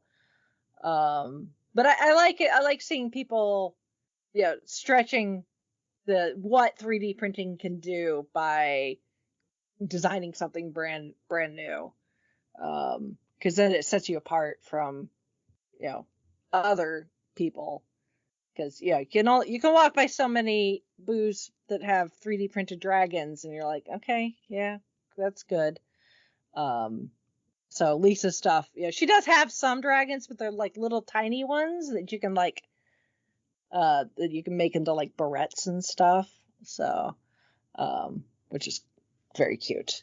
So yeah, I got her. I put my Don't Be a Dick on while I still have my Enter shirt on. I was like, this is kind of appropriate because they did have a Star Trek themed jersey last season. Yes, so, they did. I was like, this is my way of being like Inter Milan and Star Trek without me having to buy another very expensive jersey. Because I'm not that big of a Star Trek fan. But I am a huge fan of Wheaton's Law. I think everyone should follow that. Don't be a dick. And I got a lot of comments. People are like, I like your badge. I'm like, thanks. Don't be a dick. And Lisa's company is called Clever Girl Designs, and her business cards may or may not have a certain very clever raptor. Oh, okay. Nice. On the very clever looking design dinosaur as the logo. So let's see. And then the final thing Saturday night was the they call it Geektastic Cage Match. That's what Rob calls it. It's essentially Geek Debate Club, more than anything. So Rob will give you 2 geeky topics that are similar, and then he's got a panel of people. Tends to be some of the folks from Writers Row, and like his daughter Molly, sometimes his wife Maeve. And someone will pick one topic, and then someone will pick another, and then they'll debate on which one's better. It can be quite heated. Sometimes he throws topics out there that no one on the panel really knows that well, so then sometimes the audience, if someone wants to volunteer because it's something they know they can, or sometimes the audience just likes to put their 2 cents in the debate, which is also fine. Sometimes the other panelists do as well. That can cause some chaos, but that's okay. So they did PlayStation versus Nintendo. They did John Wick versus Daryl Dixon from The Walking Dead. Oh, wow. Yeah. Which that got a little heated because Rob's wife is a huge Walking Dead fan. So she loves Daryl. I think mostly because she really likes Norman Reedus, who actually has a restaurant there in Louisville, actually. Really? Yeah. I didn't go there, but they actually sponsored Writers Row, and gave coupons for Rob to hand out to. People made a purchase. It was in their bag. Cool. They had a coupon. So that's cool. Cheech and Chong versus Jay and Silent Bob. Ooh. And then the last one, which ended up taking up the rest of the time because it got very, very vocal. Like everyone in the room got vocal, and I actually ended up being one of the debaters because I was not having it. I was like, damn it, I'm taking a side, and no one can stop me. At first, it changed because first it started out Pee-wee versus Mr. Rogers. And Rob apparently was not aware of, not to speak ill of the dead, but some of Paul Rubin's legal issues throughout his life. So they ended up tossing Pee-wee aside. So it ended up changing to Steve from Blue's Clues versus Mr. Rogers. Of course, I took the Mr. Rogers side. And someone else took the Steve from Blue's Clues side. And it got, I would say 90% of the room was on Mr. Rogers' side. I did not have to make much of a debate because they were mostly on my side. But of course it's all well good fun. And I even told the gal while we were in the middle of it, she even looked at me at one point. She's like, I don't really care if I lose. It's just someone had to take Steve's side. I was like, I understand. And I told her after, I was like, if someone else had really insisted on taking the Mr. Rogers side, I would have taken Steve's side. Yeah. had been the voice for Steve from Blue's Clues. But yeah, Mr. Rogers won. Yeah, there's not really anybody you could put up against Mr. Rogers, and Mr. Rogers is not going to come out on top. So, Steve, bless him. I love you, Steve. I have for a long time.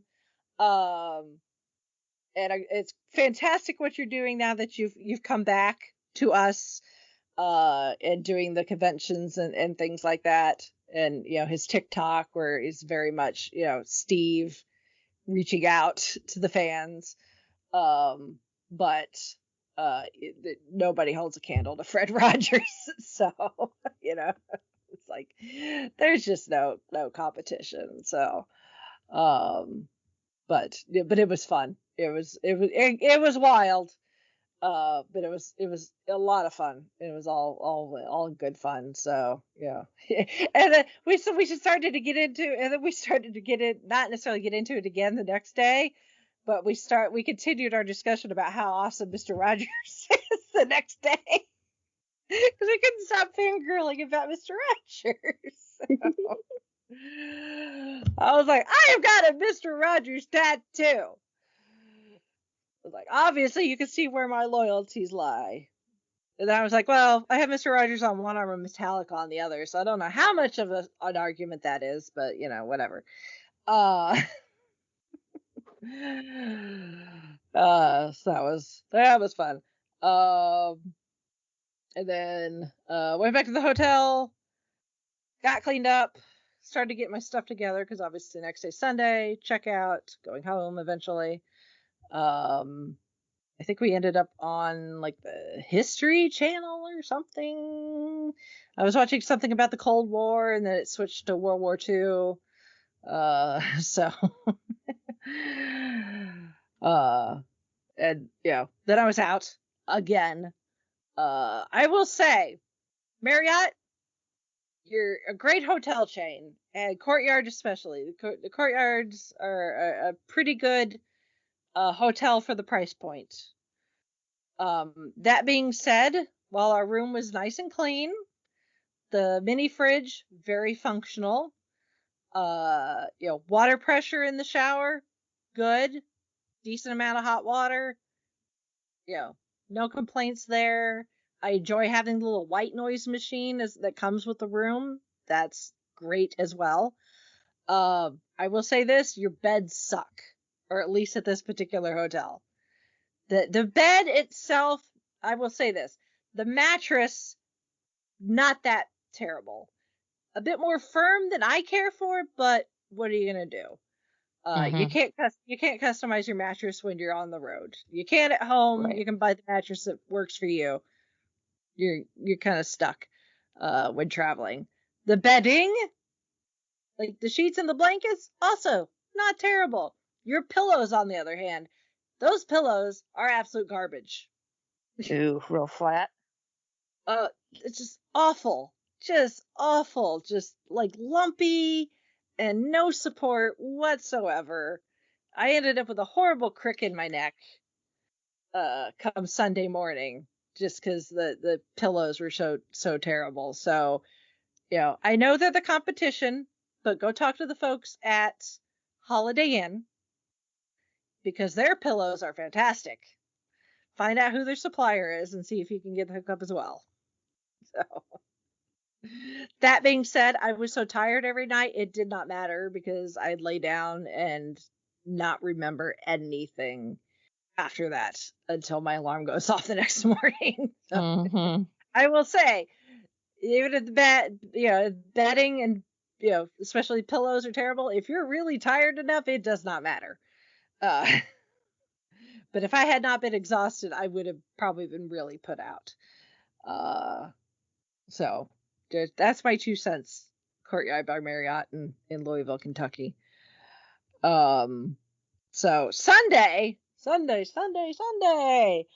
I got my stuff packed up, threw it in my car, and Chauncey was I let him sleep in, and he was going to be the one to check us out of the hotel. So I just had to worry about getting my crap out of the car, that I needed for the drive home, and then he would take care of the rest, which was nice.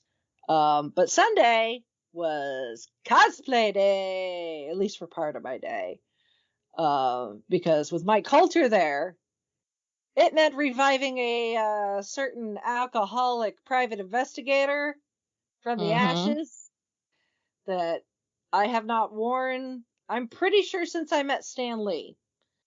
I'm thinking you're right. Pretty sure that's the last time that I wore Jessica. So yeah, Jessica Jones made her triumphant return to the world of the living.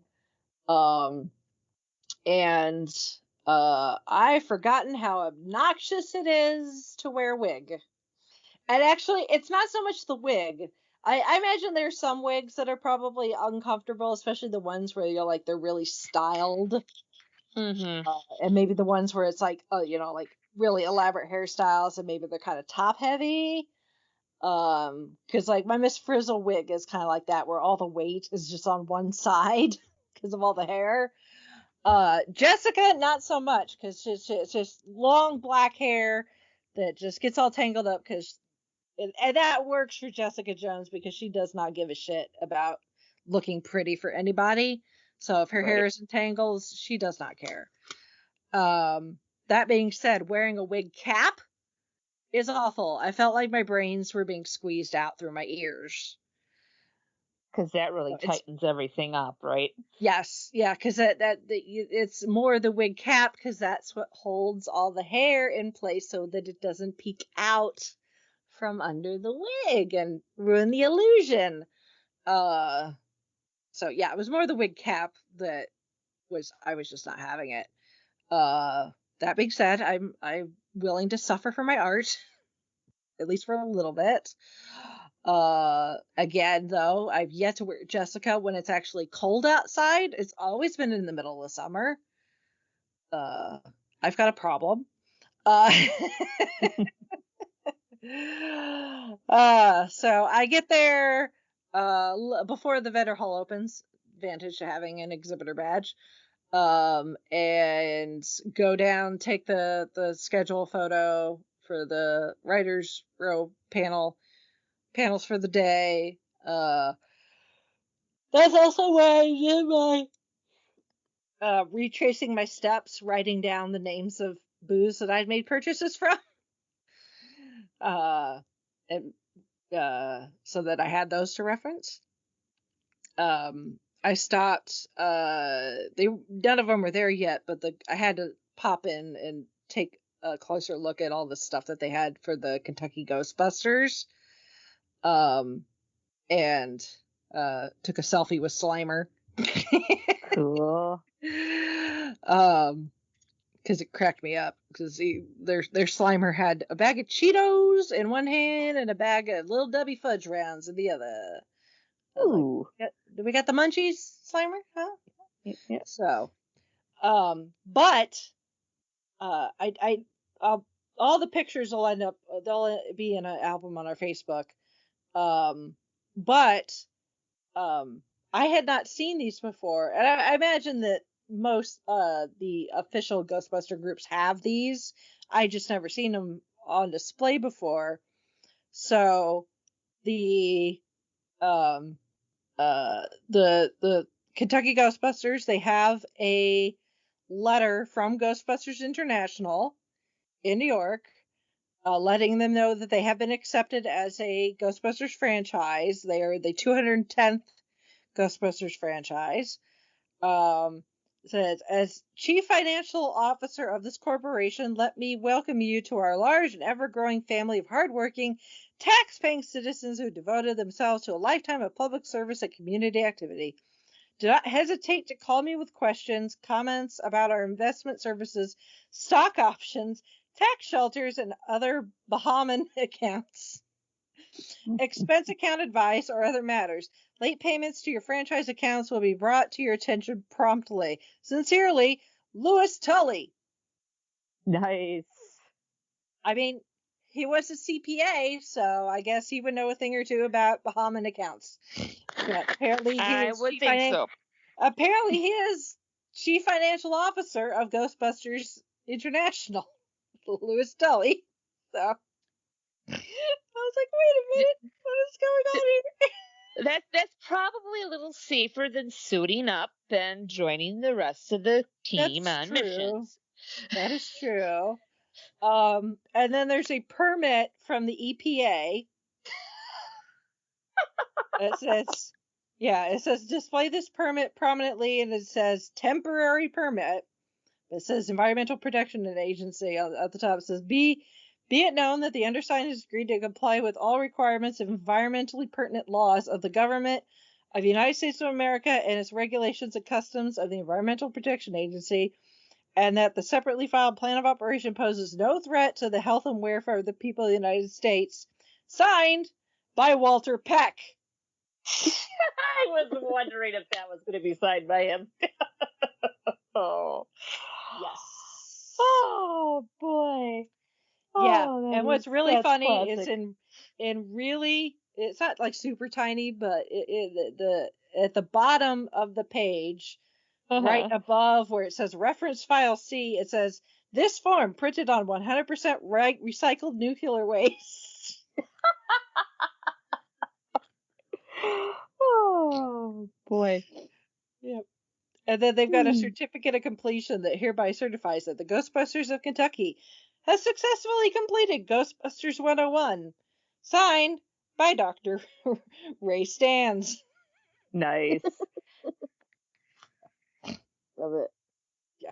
It's just like cracked me up. I was like, wait, Louis Tully? Walter Peck? What the hell's going on here? So why did they put him in charge of the EPA? Oh. Still has no dick though. Oh my. Crack up. So wandered a bit more, and Chauncey showed up for a little bit, and was talking to Brandon about technology stuff.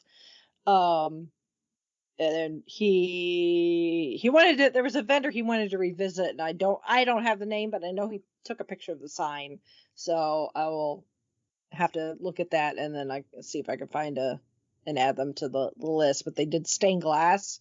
This lady does stained glass, and very cool. Obviously nerdy stained glass. And his mom, my mother-in-law, also does stained glass, so she's always excited to see what other people are doing in the art of stained glass. But I have to, if anybody has suggestions for very trustworthy suction cups or any other such attachments for hanging stuff on glass, let me know. Yeah. Because this was not cheap by any means, but he bought me to hang from my window here where I sit at home. But it's the TARDIS. It's stained glass. Oh, cool. Yeah. It's very pretty. It's also very heavy. I can imagine. It definitely needs to be something very sturdy. But since I get a lot of sun through this window, it should be very nice once I can get it hung up securely. Right. Could you maybe find like an easel for the time being? I don't think so, because my windowsill's not big enough. Oh shoot! Because I was thinking like like one of those like plate holder type things. Yeah. That kind of look like a half of a triangle, and it kind of opens, and it's got the claws. Yeah. No, unfortunately, and our windows are more like giant doors. Oh, okay, gotcha. So the thing to open and close it is all the way at the bottom. It's not like traditional windows where it has like the halfway where you flip the thing and you can open your windows. Ours don't have that, so because otherwise I could hook something to that, right, and it would be more sturdy. So yeah. So if anyone knows really good suction cups that will hold up, please let me know. Because I do not let this thing come crashing down and breaking, because it's too pretty. But yeah. Although before Chauncey showed up though, I went and because Sundays, I tell you what, if you were waiting to Sunday to get a celebrity autograph, don't think that if you get there like first thing that's going to put you at the front of the line. I mean, it will, but odds are the celebrities are not going to show up soon after doors open. Because by Sunday, a lot of them are dragging, just like the rest of us. So I was constantly back and forth, like every so often, just like, okay, Mike, I was just waiting for Mike Coulter to finally show up. And then he finally did, like an hour after the vendor hall had opened. So, which is fine. Yeah, whatever. So I was like, yeah, he's here. So of course I get my Marvel autograph, art, that I took with me, and I'm all dressed up as Jessica Jones. And I get over there, and there's like one guy in front of me and one guy that's just finishing up in front of him. So they finish up, and then it's my turn, and Mike is like, you look familiar. And I was like, yeah, I've seen you before. And I'm like, oh, maybe somewhere. I was like, just don't mention my bar tab. He's like, it's okay. It's on the house as long as there's a little, little something, something. I was like, yeah. Note, he brought it up first, but because he mentioned it, I did say, I was thinking about that earlier. I think this is the first time where I'm cosplaying someone and meeting a celebrity where our two characters have done it. He just laughed. I laughed. We all thought it was funny. But no, he did bring it up first, not me. But yeah, that was a little funny. Although I guess that of the two things that could be brought up between the relationship between him and Jessica, the fact that they slept together, slightly less awkward than the fact that Jessica killed his wife. So, we'll go with the sex part instead of the. I mean, it's not like Jessica meant it. She was under Kilgrave's influence, but still, technically, Jessica did kill his wife. So, yeah. But we won't mention that. No. But he was nice, and I told him, I was like, next time you talk to Kristen, tell her she is very lucky that she gets to use her own hair. Yeah. To play Jessica, because this wig is obnoxious. She's like, and he was like, yeah, it's a unique hair color. She's very lucky, and he's like, I'll tell her. They live like 15 minutes from each other. He's like, cool. I talk to her all the time. I was like, yes, tell her she's very lucky she gets to use her own hair. Bless her. So, of the four defenders, depending on how you want to look at it, I think Charlie actually may have it the worst as far as costumes are concerned. True. Because he actually has an actual costume as Daredevil. That's kind true. of wear their own clothes. Yeah. So, Although Rob and I, if I mentioned that, and he's a huge Daredevil fan. He's like, or is Charlie the best because he's got the most protection because of the costume? That could be an argument. That could be an argument made for both sides, especially after what little side tangent here. Especially after what Ryan Reynolds posted recently. Yeah. About his Deadpool costume. At the very least, the one for the most recent movie from Deadpool versus Wolverine. That his costume, well, yes, it is very cool and very iconic. Also doubles as like his safety gear. And he said that costume has actually saved him from multiple injuries. Wow. Because of the construction of it. So if they're doing something similar for Charlie might actually be better off than the other three. Yeah. So I may have to say, next time I see Charlie, I'm gonna have to ask him. But yeah, Mike was really cool, sweet guy. Rob Southgate actually talked to him multiple times, and they're like BFFs now because that's the kind of person that Rob is. He can make anyone his new BFF. And so he signed, my thing for me right near Charlie and Vincent and Rosario. So now I have 50% of the Defenders and a couple, side characters, or they're important characters, but they're just not the Defenders directly. I think Finn is probably going to be the hardest of the four, because Kristen has done the occasional convention. I don't know if Finn has, which you'd think he would, considering he was on Game of Thrones. Even if people weren't that happy with Iron Fist, the fact that he was on Game of Thrones should be enough, I think, to get him into the convention circuit. But that's not my decision to make. So we'll see. We'll see who I get first, Kristen or Finn. But then I as we're finishing up, I said, well, I've got your autograph, but since now that we're recording this, I was like, since I know you're having a birthday on Monday, happy birthday, Mike Coulter. So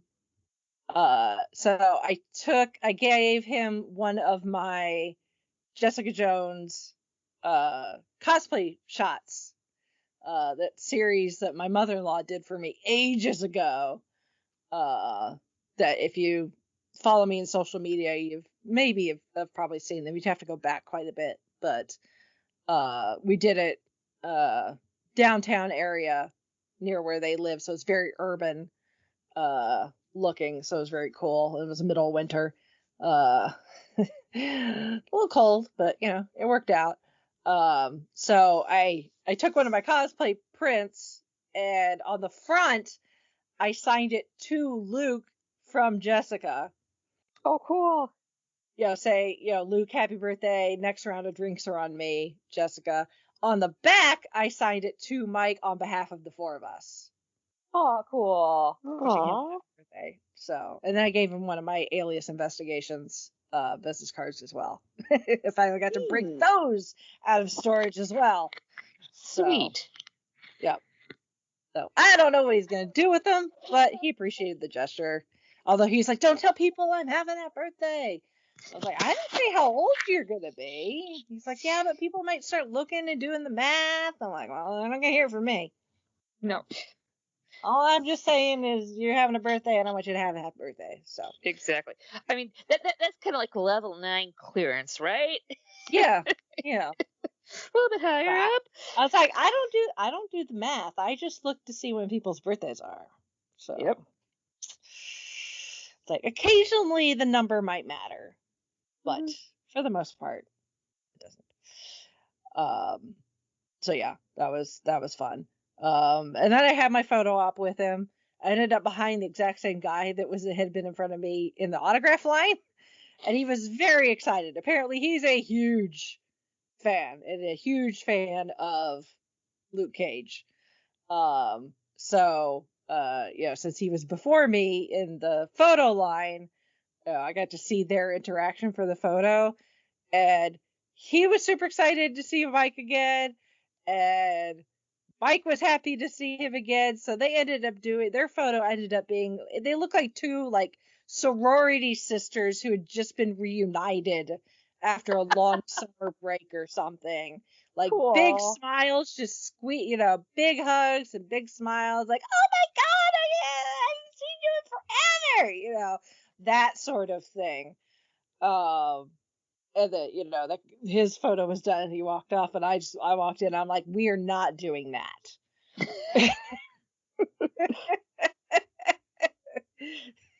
He's like, so what are we going to do? And he put his hand out. So we ended up doing the, I don't know, lingo, kind of, we're both chill with each other type of bro handshake, I guess. Right. It's just like, do we bring it in for a hug, or do we just kind of shake it out right here? Yeah. We were doing more of the give me some skin, brother type Right. handshake. So, yeah, like it's all cool. It's all cool. Mhm. We all good. So not a bad picture, I think. Not a bad picture. No, It was cool. it turned out I liked it when you I was like posted it on. Jones and Cage reunited. Yes.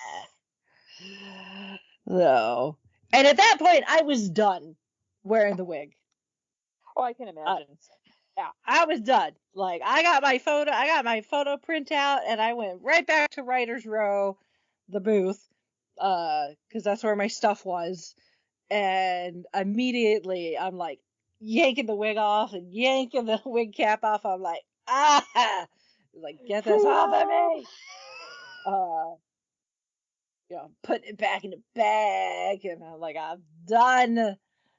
And I was like, how's my hair? And Maeve Southgate, Rob's wife, she's like, it's a little wig hairy. It's a little messy.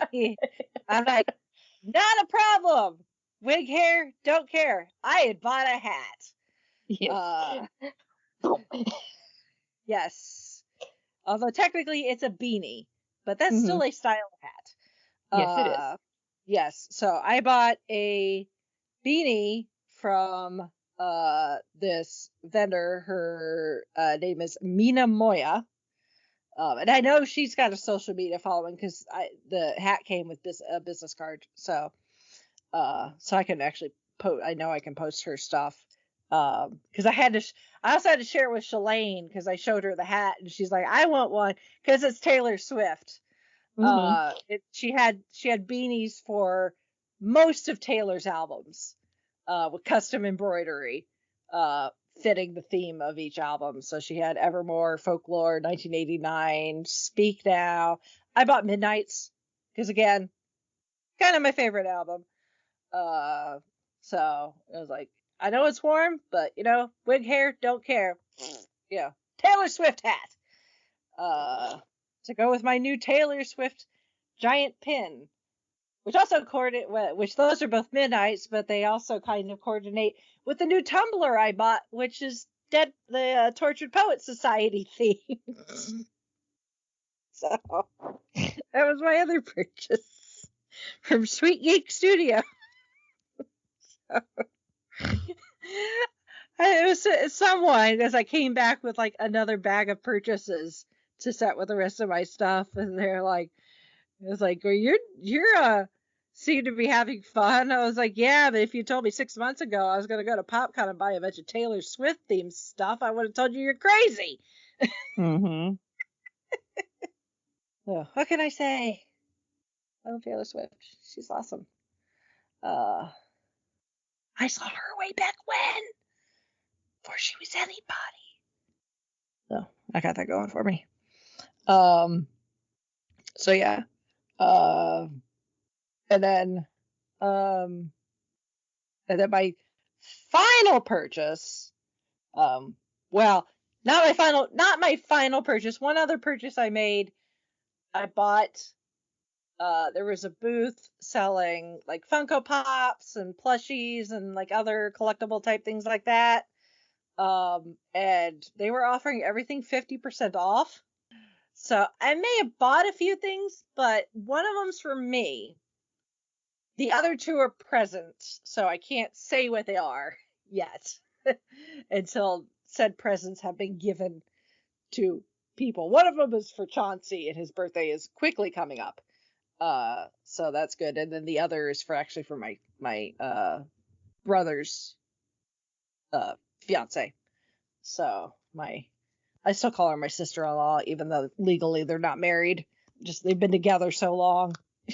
Like legalities at this point don't matter. She's my sister-in-law. So just like there's some stuff I bought at Gen Con that I can't talk about because they're presents. So I'm trying to get a jump on any birthdays and or Christmas, they're quickly coming. So gonna keep that secret for now. But then my very last purchase, which I need to remember to take with me to work tomorrow, from Jester-tastic Creations. This is so silly. I know y'all are gonna love it. It's Spaceballs the Coaster. Oh, cool. Nice. Yes. So it's like a ceramic coaster with the space and the font. It says Spaceballs the Coaster. It's got a cork back to I'm gonna take that with me so I can have it in my spot at work. So when I have a beverage with me, if it gets all sweaty, I'm not making water rings on my desk at work. So right now I just have a couple of flimsy paper cardboard coasters, which are fine unless you end up with a really sweaty cup. And then it just gets absorbed into the paper, and then it starts to crumble apart.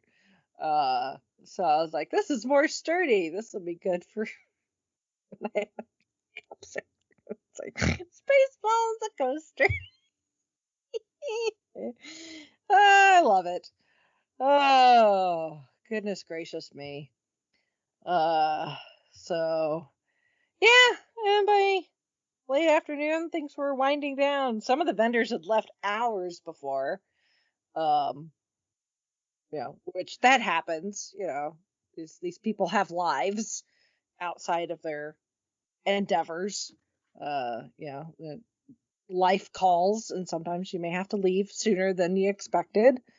Although I think some of them left because they weren't doing as well as I think expected. And that's not necessarily PopCon's fault, from what I can gather, based on Gen Con, PopCon staff, and some of the vendors that I talked to, and just other people. And the venue is great. I will give them that. It's way more convenient than last year being over at the fairgrounds. Like I said, there aren't any hotels directly connected to the convention center, but there are a lot of them either across the literal street or within a few blocks. So still way closer than at the fairgrounds, where the closest hotel is a mile away. There's no walking unless you really, really want to walk that far in the Kentucky heat. So very walkable, lots more restaurant options. That convention center is on the newer side, so it's very modern, very open. It's not run down by any means. The city seems to have embraced the PopCon, based on what I saw as far as promotions, stuff that was getting posted on social media and stuff. They had signs and banners up on the on the lights and the things and like that, and I know they were posting stuff on local on their local news stations and stuff, so the hype was real. That being said, and this is only based on what I heard from someone, so this is hearsay at best. But apparently, when I don't know if this is necessarily something that specifically happened at PopCon, or if this is because one of the people that was talking, I'm pretty sure, works for the convention center.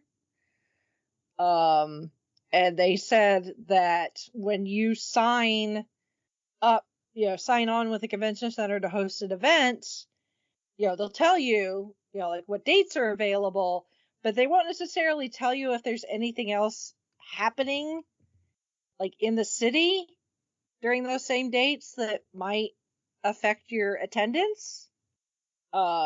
So in this case, PopCon Louisville happened to be the exact same weekend as the Kentucky State Fair. Oh boy. Which was nearby, because Chauncey drove by it at one point while he was out and about. So yeah, I think we lost a few bodies, because they were probably over at the state fair, stuffing themselves full of deep fried everything and riding shoddily put together amusement park rides. Not that I can blame them. I mean, I wouldn't do the amusement park ride park, but I didn't get to go to my state fair this year, so I've severely missed out on gorging myself on deep fried everything. So can't say I blame him, but that's kind of a big thing to try to host your event against. Damn Kentucky State Fair. So, I mean, I don't know how seriously Kentucky takes their state fair, but here in Indiana, we are serious about our state fair. Oh yeah. Deadly serious about our state fair. Mm-hmm. We do not play when it comes. I know Wisconsin, you guys are serious too. Oh yeah. Cheese curds, cream puffs, you name it. Yeah. So that is a little unfortunate. So that being said, I have not heard from like Carl anybody how they necessarily felt about how the weekend went. I know they did their usual Sunday come speak to some of the people who run PopCon and give them your feedback while it's still fresh in your mind panel. I did not poke my head into that, so I don't know what may or may not have been said as a back and forth. I do know that they signed on with the city of Louisville, I think for 3 years. So there's going to be at least one more PopCon Louisville next year. When exactly, I do not know. Whether it'll be at the same venue or we're going back to the other one, I do not know at this point. I know Indie PopCon is already locked down for the end of June next year. So I guess it's just wait and see what plays out as far as dates and location. So, and hopefully third time's the charm. With trying to get Second City to take off for PopCon. So maybe, probably, hopefully, maybe.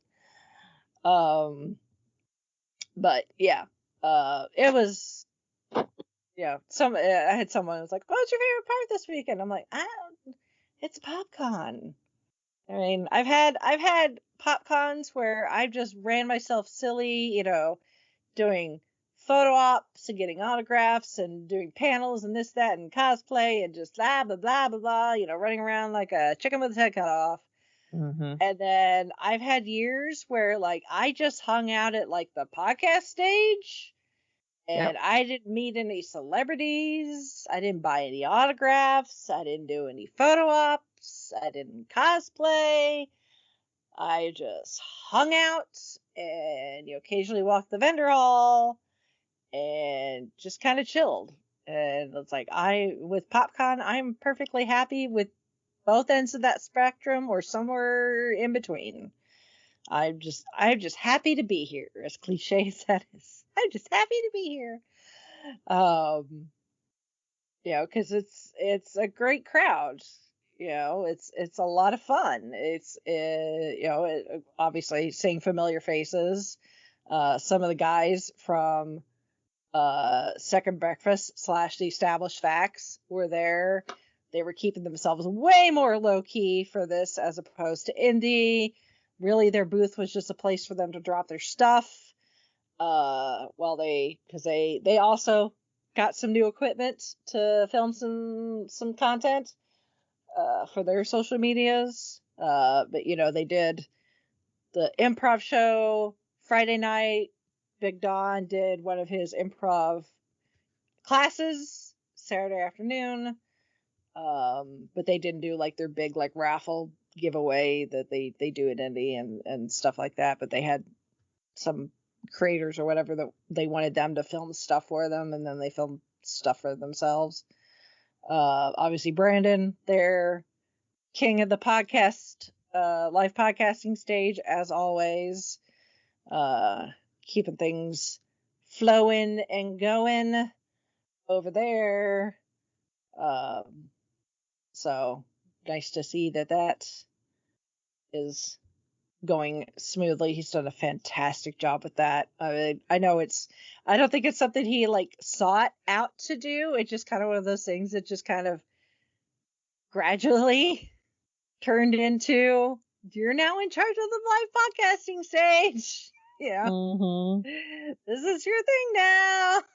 You get to do it twice a year.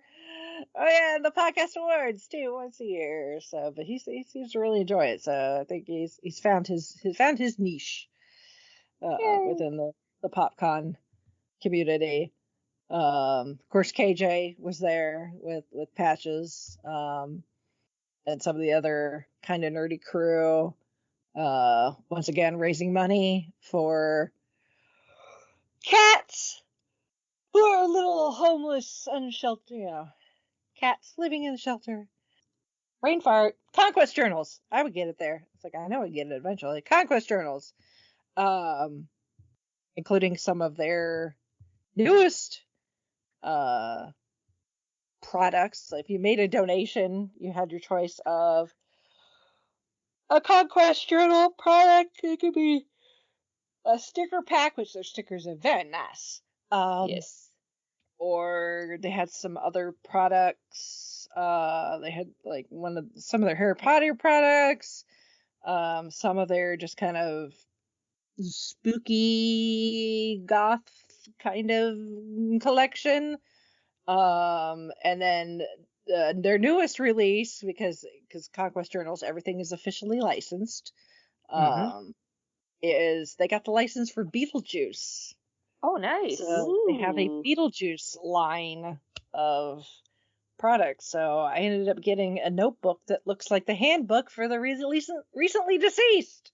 Nice. Because a while back, Conquest did have the license for Supernatural, and I have some of their stuff, and it's nice. Yes. Yeah. I had the Supernatural planner. And that thing was nice. Oh yes. Like I would take that same planner, and it could be a different IP, and if it was the same layout, I would still be down, because it was just a really nice, and it's undated, so you can start it anytime, and there's it's really mucho nice. room. Yeah. Yes. Yeah, it's lots of room. Yeah. So. Yeah, Conquest, Shelly, we love you. Yes. If you just want to keep that same design and just put other IPs on it, yes, please and thank you. Yes. Peas and carrots. So, and of course, KJ was doing a lot of. She moderated some of the celebrity panels. Not all of them, but some of them. So she was running around like a crazy person. Patches was running around like a crazy person because he also did some stuff with Brandon on the live podcast stage, among other things. So although I did I managed to stop KJ long enough to get a picture with her, especially since she was wearing her Richmond jersey from Ted Lasso. Yeah. So. I know that jersey. I know. Crossing our fingers we get that rumored season 4. Yes. Because then I saw them like, okay, pinch. I'm just like, this hasn't happened to me before, where I've totally caught up thinking it's done. It's like, but wait, there may be more. There might be more. Yeah. I mean, it did end in a really good place. It did. So if it doesn't happen, it's not the end of the world. But at the same time, we're all like, yeah. Yeah. Or maybe it's season 4, but technically it's more of a spin-off. I wouldn't mind that. Doesn't have to necessarily be Ted Lasso. It could be Roy Kent and company. Ooh, hey, sign me up. Yeah. Oh my. So yeah, Yes. that was PopCon Louisville. It was something. I had a lot of fun. So I love PopCon. I love the community. Yeah, the fact that I got to, check off another Marvel superhero is just, it's icing on the Icing cake. cake. Yeah. So, but yeah, if any of our listeners have maybe met any of these celebrities, obviously I met Anson Mount last year at Lexington. Conventions are starting to blend together. Mm-hmm. Like I know what what show? I'm just not sure where. Yeah, I was like, what show was that? Lexington. Because it was I collected a lot at Lexington. That was the convention where I met Anson, where I met Steve from Blue's Clues. I saw Sylvester McCoy again. And got to talk to him, and Sam Raimi and Warwick Davis. So that was a celebrity heavy convention for me. So, but yeah, I'd already met Anson Mount. Got my picture. So Black Bolt, what? Yes, I know he's on Star Trek, but yeah, he was Black Bolt first. So. Yep. And he actually is part of the MCU, even though that maybe they've not brought Luke Cage completely in yet. It still counts, but Black Bolt has. He was in Doctor Strange, so yes. Therefore it counts. It's not our Earth, but he is part of the MCU. So, hey, anyway, he showed up on screen. Yes, it fits.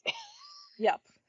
So yeah, if any of our listeners have had the opportunity to meet, any of the celebrities at your local convention and have stories you want to share, please do. Or if you want to just give your 2 cents on anything, we'll gladly hear your opinions, about anything and everything. You can send us feedback. Our email address is FivishFangirls@gmail.com, or you can go to our website, which is thefivishfangirls.com, where you can connect all of the social medias, the Facebooks, the Instagrams, all the fun things for both the podcast and our individual personal ones as well. There's also the link to the Goodreads book club. Yes. You got a few more days to vote for September's book choice. Yes, voting is back because summer is almost over. Yes. So get on that. And if you want to financially support us, you can. Never expected, but we do appreciate it. You can do single donations via Ko-Fi. Or if you want to become a regular supporter, you can do that via Patreon.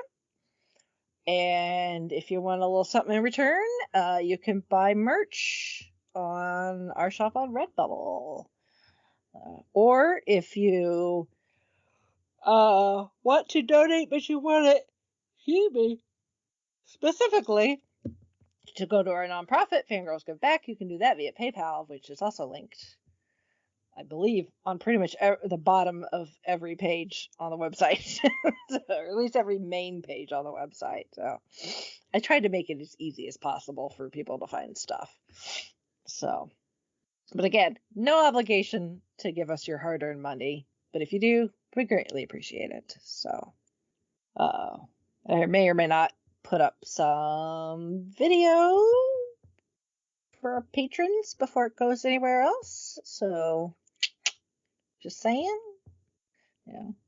After Indie PopCon last year, y'all got some uncut, uncensored video. last year. So, those are some of the fun things that sometimes our patrons get. But we appreciate all your support, even if it's just a like or a share or a comment or whatever. So,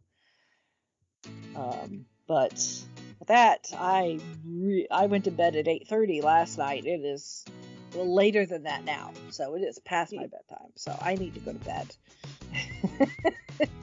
So we're going to say goodbye for now. This is Brittany and Bangle saying goodnight. This is Holly from Wisconsin saying good evening. And this is Rachel in Indianapolis, Indiana. Sweet Christmas! I met Luke Cage!